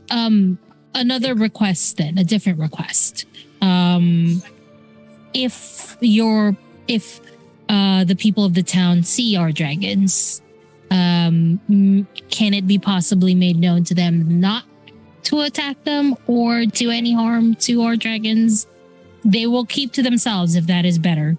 But just a request to not bother them, basically. I will bring it to the council and let the hunters in particular know, the hunters who go to the wood to hunt, not to disturb the dragons. Thank you. Before we go. Oh, sorry. Latreia? But you said dragons do fly in the Underdark, right? Well, they have a certain type of dragon that lives in the Underdark. They're called what are they called? He kind of motions to one of his companions who's been standing by and listening. And one of them says, they're called deep dragons, grandfather. He says, yes, the deep dragons. They're a very dark amethyst color. They look black almost in the Underdark. But up close, they have this purple hue to them. And they fly? I'm not sure of that. Do you know? And looks to the grandson again. And the grandson says, I don't know. Now, I reckon if it's a lot of caves and such down there, I can't find like burrowing through certain things, but I don't know about stone. I mean, if we're going through like little crevices and stuff, I don't know. I don't know, buddy. How old are your dragons? Gosh, they were young. Do we know exactly how old they are? Mm-hmm. Don't you think? Yes. We determined this. Let me think for a minute. I just don't remember. I'm so sorry. I think there's a range and they're between about 7 and 9 years old. Okay. Maybe even like 11. But they are young dragons and they are large size. So they're, I guess, a size class larger than you all. You all are medium. Yeah, so you would say like this big, slightly bigger than me. Well, the Underdark tunnels are made for, drow made them, but some of them might be large enough for even you to pass through. So perhaps a dragon could. You might need to get creative. He just looks towards the group. He was just like, I would rather Snowroot stay with me because I don't trust things around here while I'm gone. If she's with me, I can protect her if something happens.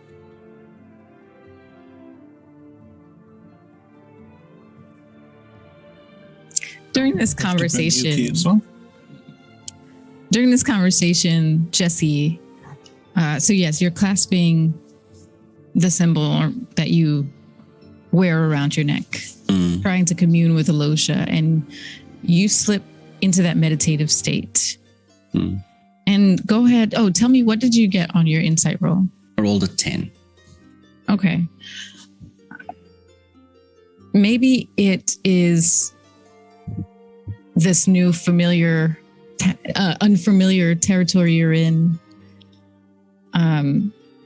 You almost are able to connect with her, but you find yourself in that meditative state and she's just too far away. She's not approaching you. Okay.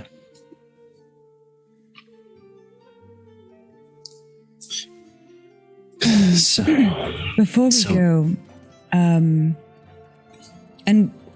is the barkeep still here? Yep, nearby. Nearby. Sorry, I didn't get your name. Oh, my name is Quiff.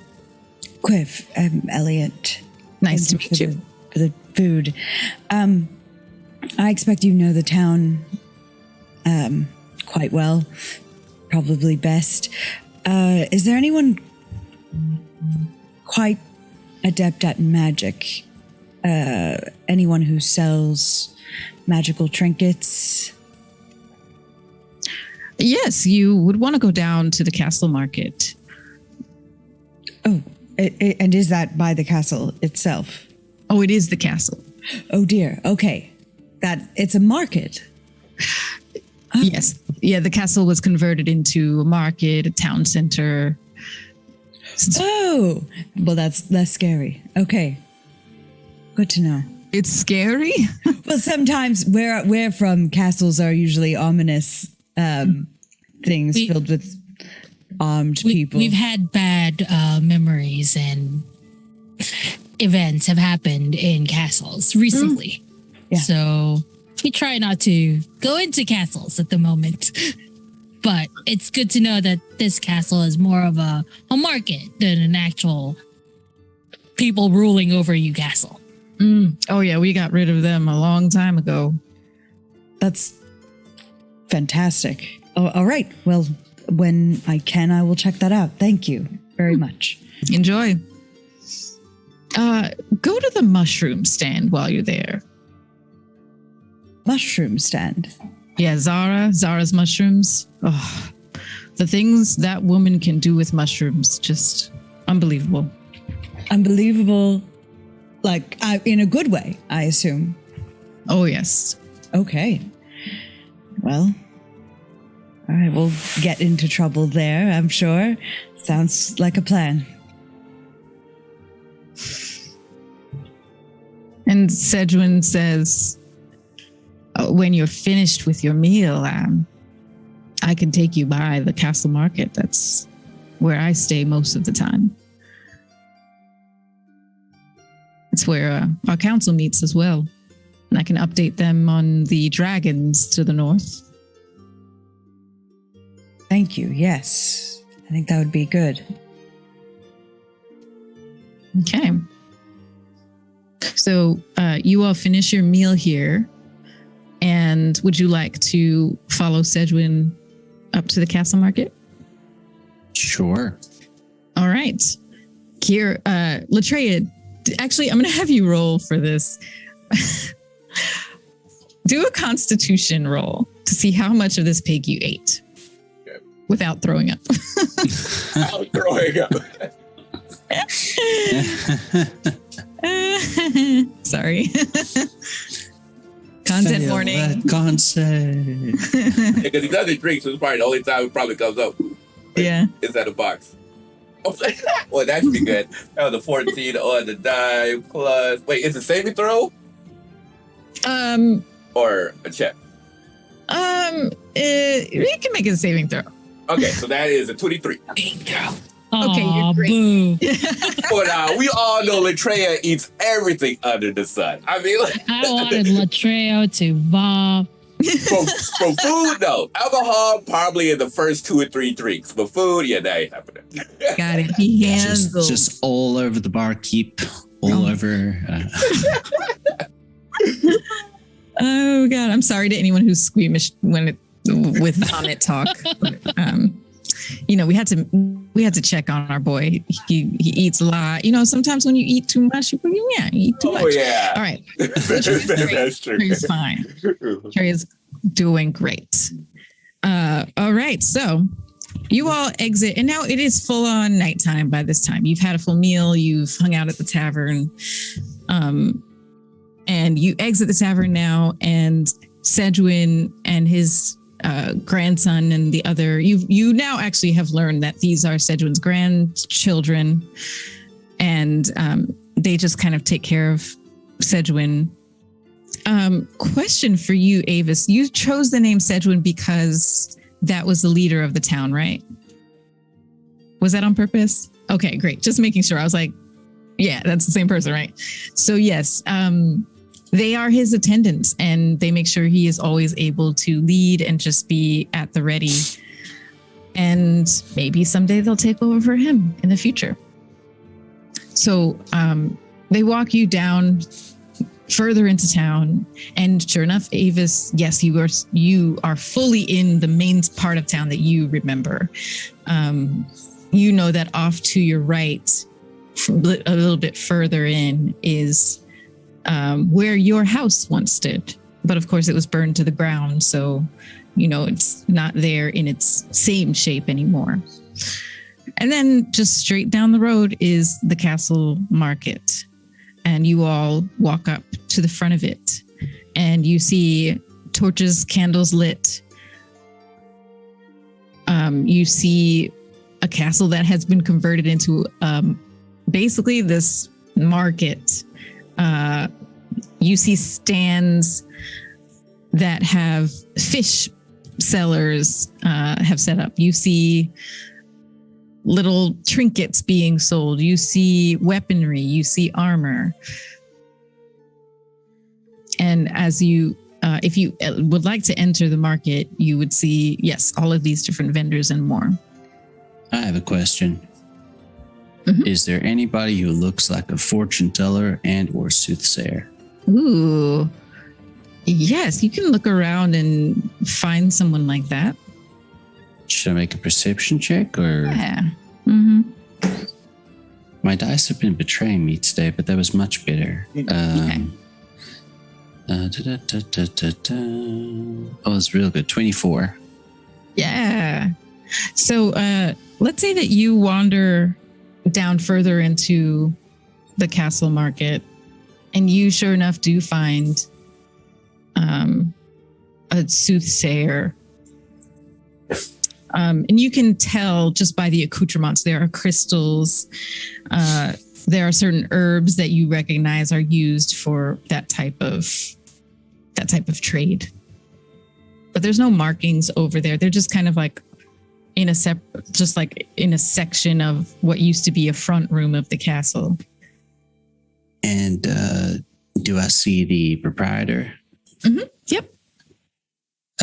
So I will approach this person and say, good evening. It looks as if I found the right place. She looks up at you, and you see a drow woman who is surprisingly quite a bit younger than you would imagine a soothsayer to be. She has kind of a brightness to her aura, and she looks up at you and says, good evening. I am Jesse Diaz. It's a pleasure to meet you. Oh, well, it's nice to meet you too. My name is Dandin. It's a beautiful name. Thank you. As you can tell, I'm not really from around these parts, but I did have some questions or something I've been kind of looking to help get a bit more insight on. If I'd be able to requisition your services. Have a seat. She points to a stool that is on the other side of the table from her. All right. And you sit at this small round table, and in front of her, she has some stones, both like one's maybe the size of your palm, but on down to like small pebbles. She also has some candles lit on the table. She has some fronds of herbal plants. And then she also has a lot of things in jars behind her as well. What are your questions? Maybe I can answer them. Well, not too long ago, I received a bit of a warning about something big and potentially really bad coming and or happening. And me and my kin find ourselves brought into a lot of different situations, and I'm not sure where this is leading us or what the situation might be, but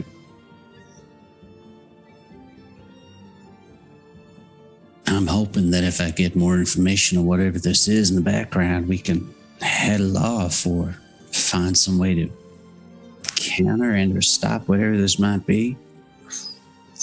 while you're telling her this, she has pulled out a small bowl from underneath the table, and she's been filling it with a mixture of some of the small pebbles. She's broken open some seed pods and cracked them into the bowl. She's mixed them with a frond of herbal leaves, and she's just watching you and listening while she does this. And when you finish speaking, she overturns the bowl onto the table and just kind of like with her hands moving over it, she starts to read the pebbles and the seeds.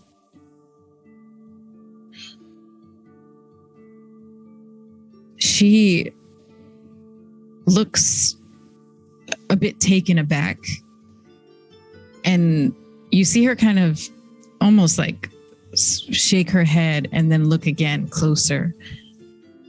And then she looks up at you.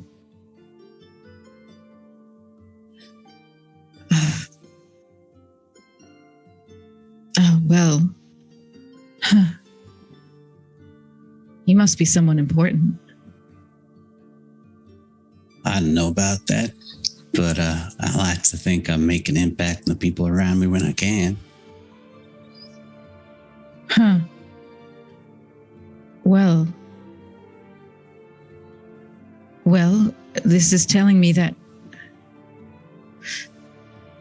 there are things that you don't know of and dangers that you must face. But first you must gather, and then you must fight, and then you must defend. And in the defending, you will know. Gather, fight, and defend. What are we meant to gather? She takes another frond of the herbal branches and kind of like looks as if she's almost like brushing some of the pebbles and seeds with them. People. Certain people. I'm sorry, I can't tell beyond that, but gather someone, fight, and defend. And then you will know.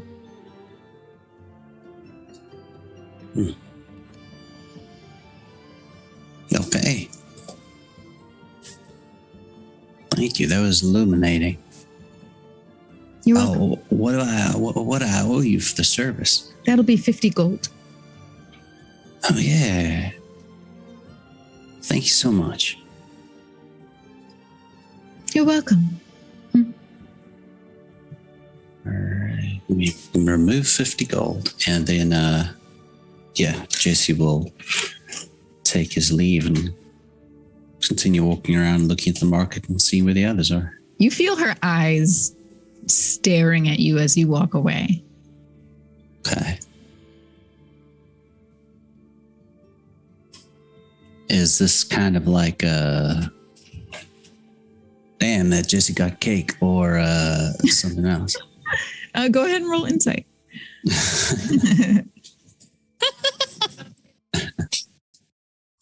How we get banned on Twitch? 24. Ooh, oh, you know exactly what's going on in her mind. Jesse got cake, yeah. I'm sorry to disappoint you, but it's as if she has just spoken to a god or to royalty. She's kind of in awe of you.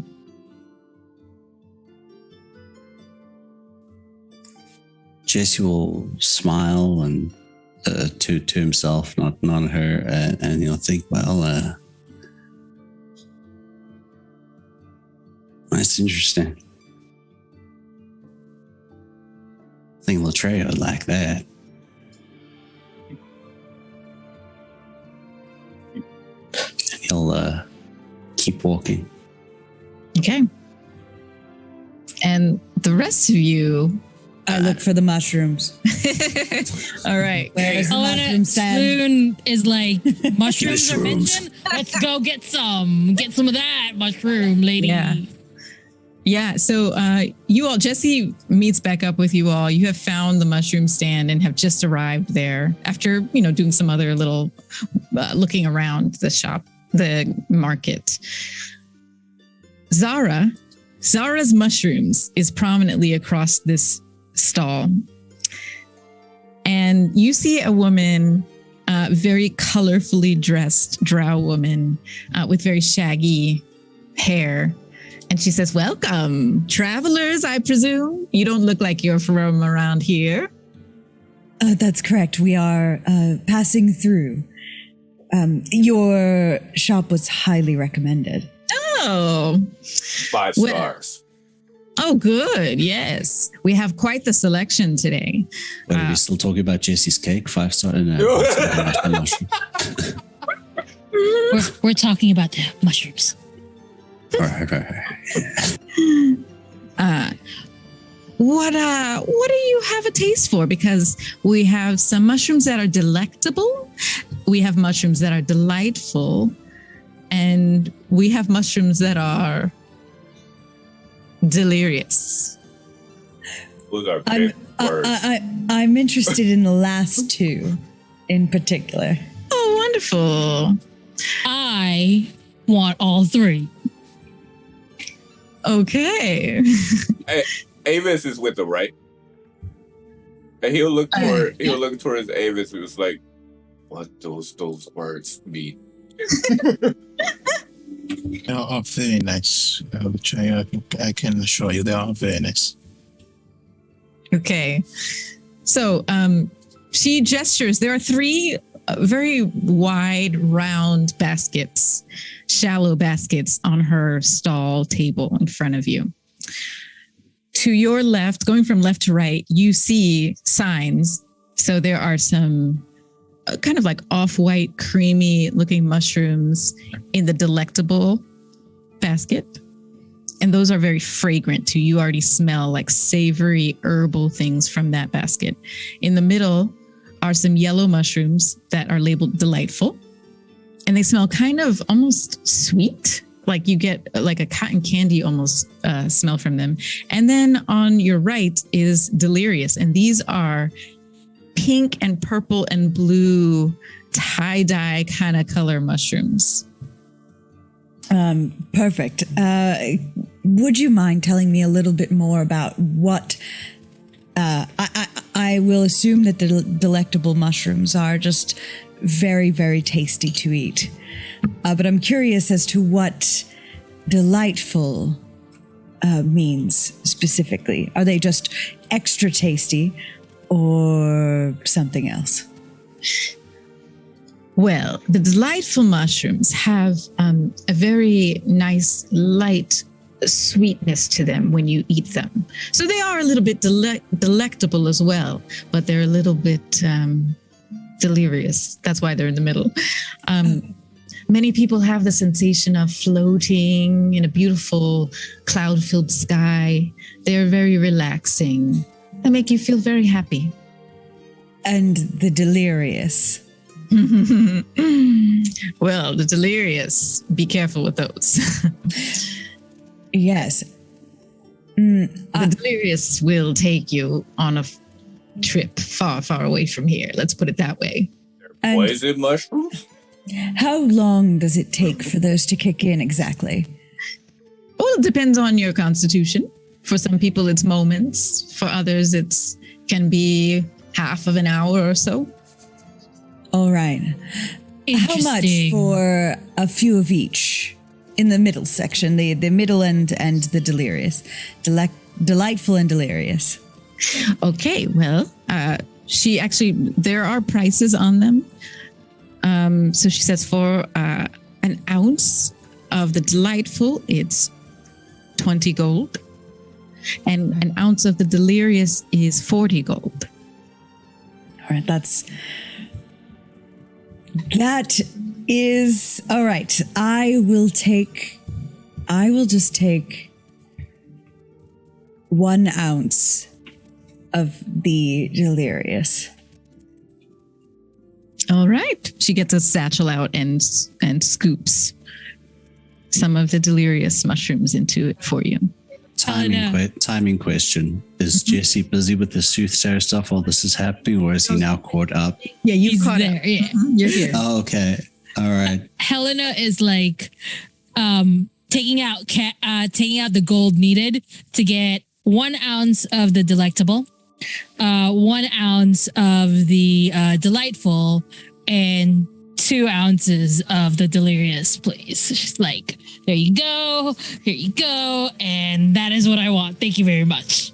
Great. And the delectable is also 20 gold per ounce. So Jesse will say, can I have like five ounces of each, please? Oh, yes, of course.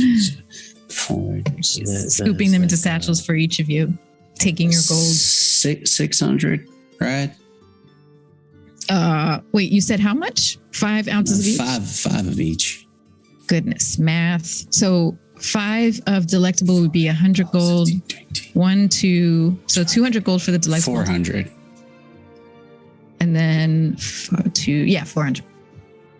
Maybe since we're buying in bulk, could we get a bit of a discount? Jesse gives a little bit of a wink. I mean, your friends have already given me their gold, so that wouldn't be fair to them. Well, I mean, we're all traveling together as a group, you know. How about this? And she reaches down underneath for a smaller basket. These are a new batch that my hogs just unearthed recently. I haven't cleaned them up yet and put them out for sale, but you can sample. This is a varietal that is only this time of year and only around Daggerfall. You know, you are extremely kind. What does it do? Well, do you know? It's called dangerous. And honestly, it depends on the person. But it's more potent strain of the delirious mushroom. Jesse is sharing knowing glances with Ice the whole time. I would like to sample that, please. Thank you very much. You all can have a small sample, and she gives you all a small. They're all covered in dirt because, like she said, she hasn't like cleaned them off and stuff. But you can see under the dirt, these mushrooms have almost like a dark purple, sparkly hue to them. So Latreia looks towards Elliot and he says, So wait, I can make money by selling poison mushrooms? If you want to get into the business, I could. Are you looking for an apprentice position? I've been doing this for 30 years. No, I was just confused, I think. But it's good to know if I need money, I could go to my home and just pick up a lot of poison mushrooms. Well, I wouldn't put it like that. You know, this is a trade. I've studied for my whole life to be able to do this. You can't just pick any poison mushroom. It could kill you. You have to know which kinds are the right ones. Oh. Right. He looks to the other. He says, your stomachs can handle this? Oh yeah, you know, back in Vishanthar, we have like 2 kinds of red kelp, which you can only really find around the island. Now, one of them will turn you inside out for about 5 or 6 days, but the other one, super delicious, just makes you feel real nice for at least 8 hours. Eleanor looks at Latreia like, I sure hope so, because I'm about to try a lot of these. Preferably not right before we go into the Underdark. Well, I mean, that feels like a bad combination. I imagine we're staying here tonight. You know, I was hoping that I could share an experience with my boy, to be honest. Maybe stay out in the forest tonight. That sounds like a good idea. Oh, yeah. Me and Treebush are going to hang out tonight for sure. He's 200% confused at this. Humans already is just like really, really weird. And then just this, he's just like, because they don't have this in Storm Giants. When do we eat mushrooms? Thank you for all of your hospitality. Could you point me in the direction of any sort of magic item seller? Oh, yes, sure. Towards the back of that front room, there's a Soothsayer, and then next to her, there's also someone who looks around for magical things. Thank you. Kind of a scavenger. Wonderful. You have a lovely day, and I'm going to go over to the scavenger. Thank you. Have fun with those delirious. Those are my favorite. I will. I let go to the scavenger as well. Okay. I'll follow them as well. Oh, yeah. Just Yeah, yeah. really excited for her stuff. She's like tabbing her her little pouch. She's like, I'm gonna have fun later. For sure. Yeah. Okay. So you all, next to the Soothsayer, who actually is not there anymore, Jesse, Oh, okay. seems to have closed up shop. But next to her stall is the scavenger's stall. And you see like a wiry gentleman of an elf who is very simply dressed. And I say gentleman because of his body language and his aura he seems very contained, but he's dressed very simply. Just wearing some like loose pants and just a simple cloth shirt and a simple hat. And he has just an arrangement of different items, what you would expect someone to find in ruins, things like that. Sir, I'm in search of something a little specific, if you don't mind. I'm looking for anything that might help one travel over long distances rather quickly. Have you found anything that might assist with that? He thinks for a long moment and just looks through his items, and he takes a long time.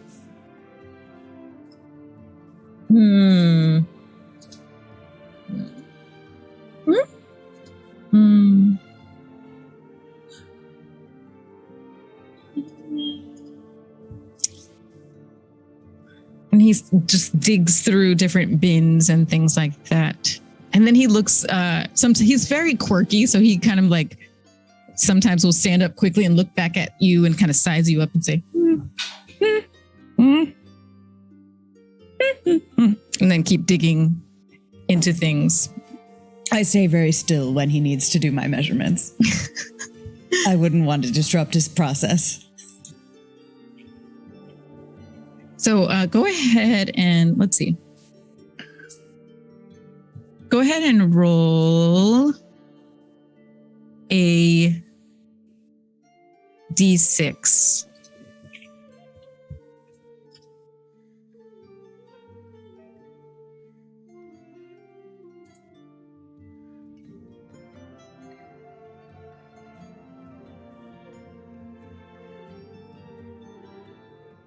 Four. No, not adding anything to it, I'm assuming. Right. Yeah, this is just Just a 4. a 4. Okay. All right.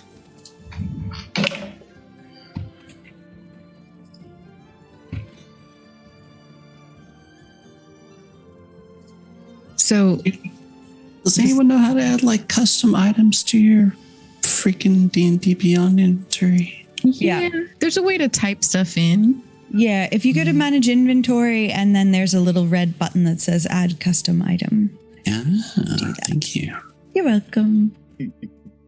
Okay. You rolled a 4, you said? Yes. Okay, so finally he unearths something from the bottom of one of the bins. And you see him hold up a helm. And it is black, almost kind of like triangular in shape, where it's like a dome at the top and then widens kind of as it goes down the side of the head, has gold accents. And he holds it up and kind of like, again, measuring at each of you. And then he walks to you, Elliot, and says,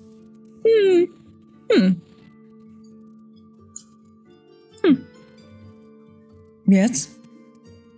Is this something? What does it do, sir? I'm sorry. I would probably like to buy it. I would just like to know just a little bit more. Oh. Okay. Oh. Is this a helm? It's a helmet. Oh dear. Okay. How much would you like for it? I will empty my pockets probably. He takes a piece of paper and a quill and scribbles down an amount.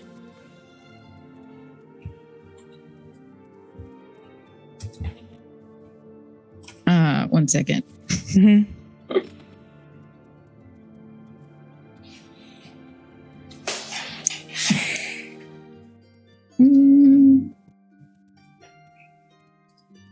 Okay.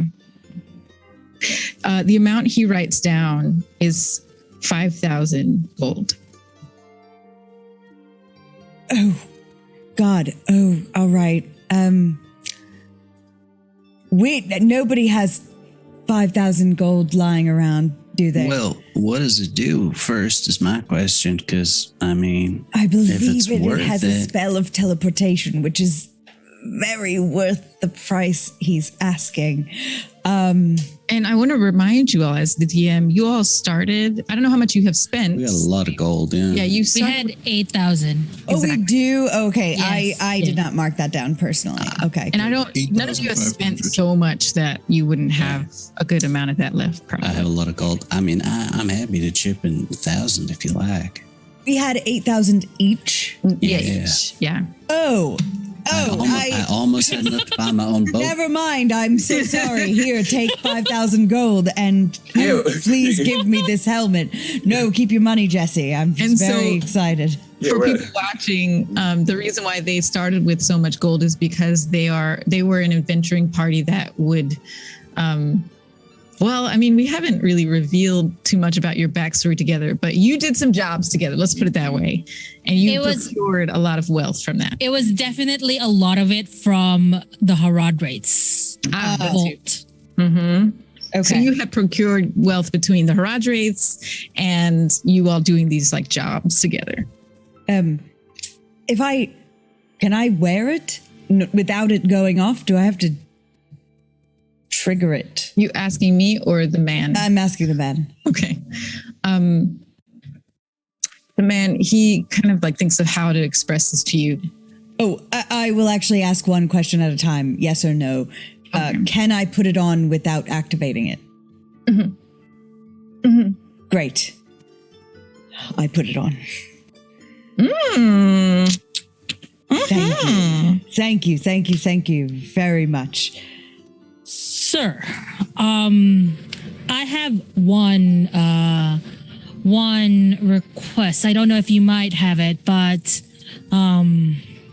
do you have something that would protect a person from, say, mind reading or mind control of any kind? Anything that could pierce through somebody trying to enter their heads, basically.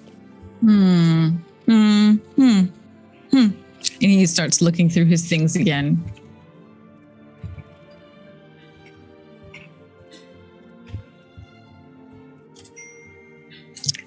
He's digging and digging.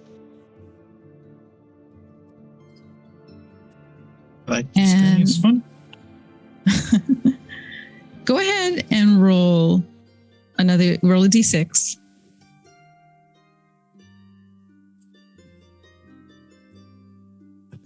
It is a 3. Okay. He, actually looks up on one of the upper shelves to a smaller bin, and you can see that it has kind of like jewelry and things in it. And he digs in that. And he says, He pulls out a ring that has kind of like a purpley, a swirly stone looking on it, and brings it over to you. And you can see that it's cracked.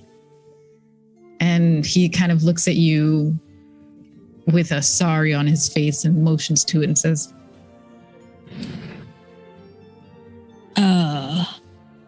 what? How would I ask you what it does? And how do you know how we can fix it?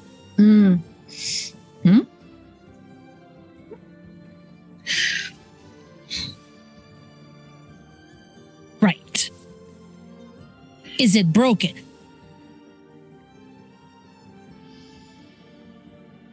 How much is it?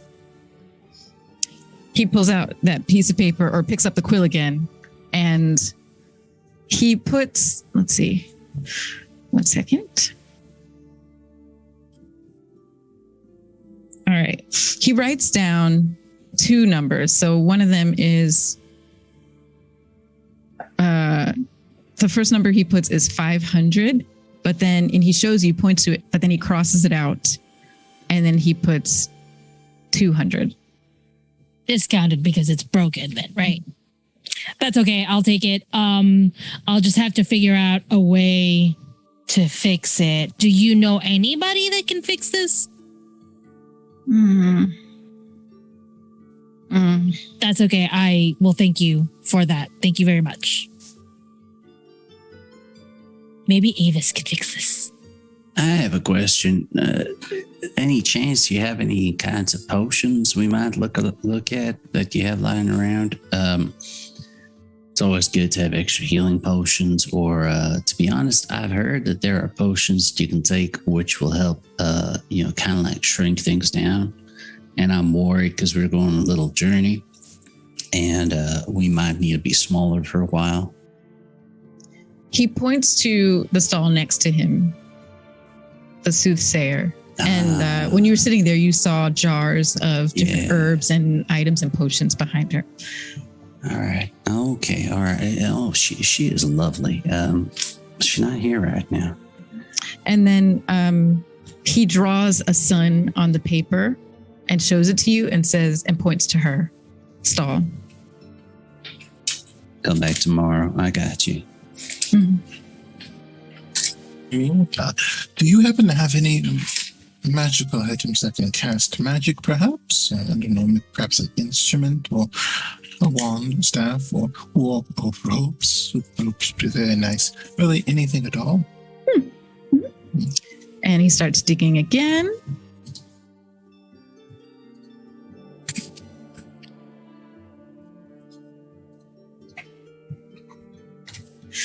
Okay.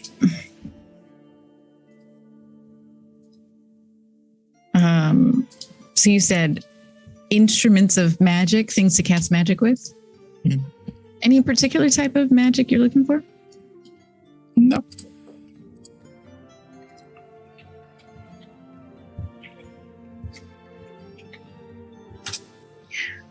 So he's sorting through his bins, looking and looking. And he pulls out several different things. And he picks them up and looks at them and says, no, just because you see that some of them are also like really old, and some of them look like maybe they're used up, like they don't have any magic left. And then he eliminates a bunch of them, and then there are 3 items in front of him. You see a sack, a small satchel is one of the items. And where's I lost it.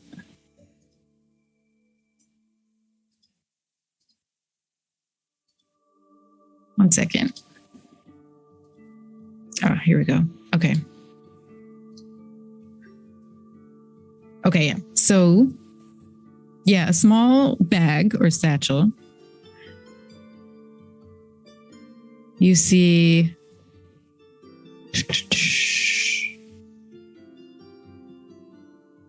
an amulet.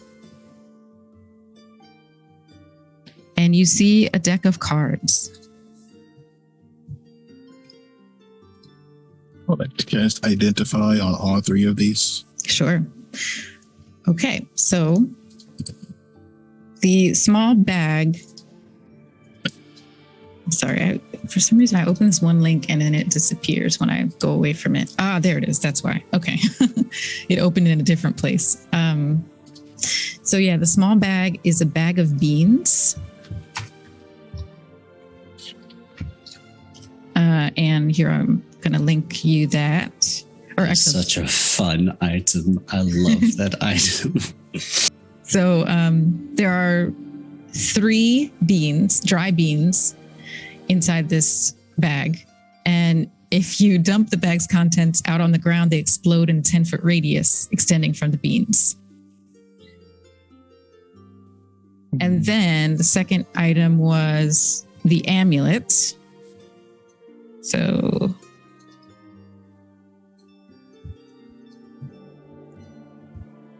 Is it the same one that does the thing if you plant the beans, then it grows like a random magical animal?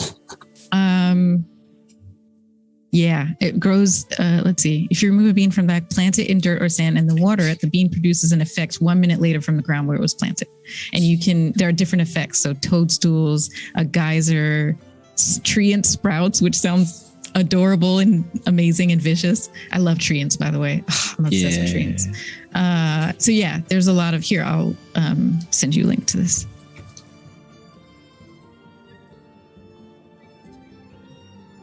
Oh wow, we are over time.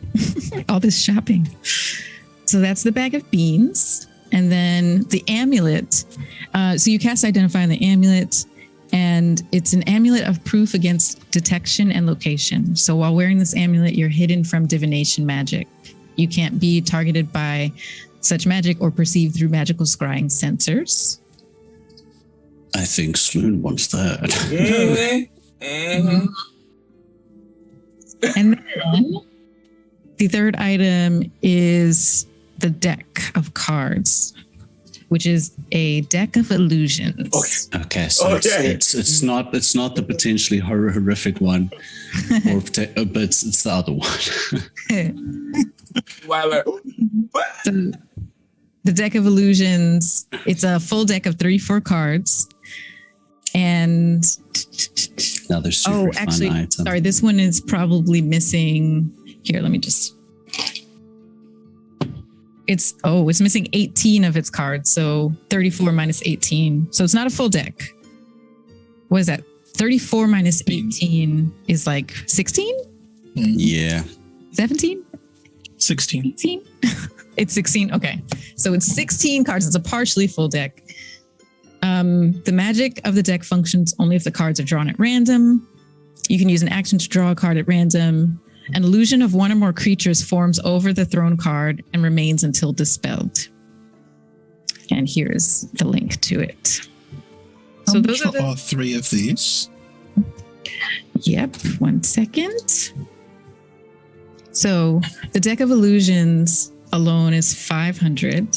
And then the amulet is also 500. And the bag of beans will be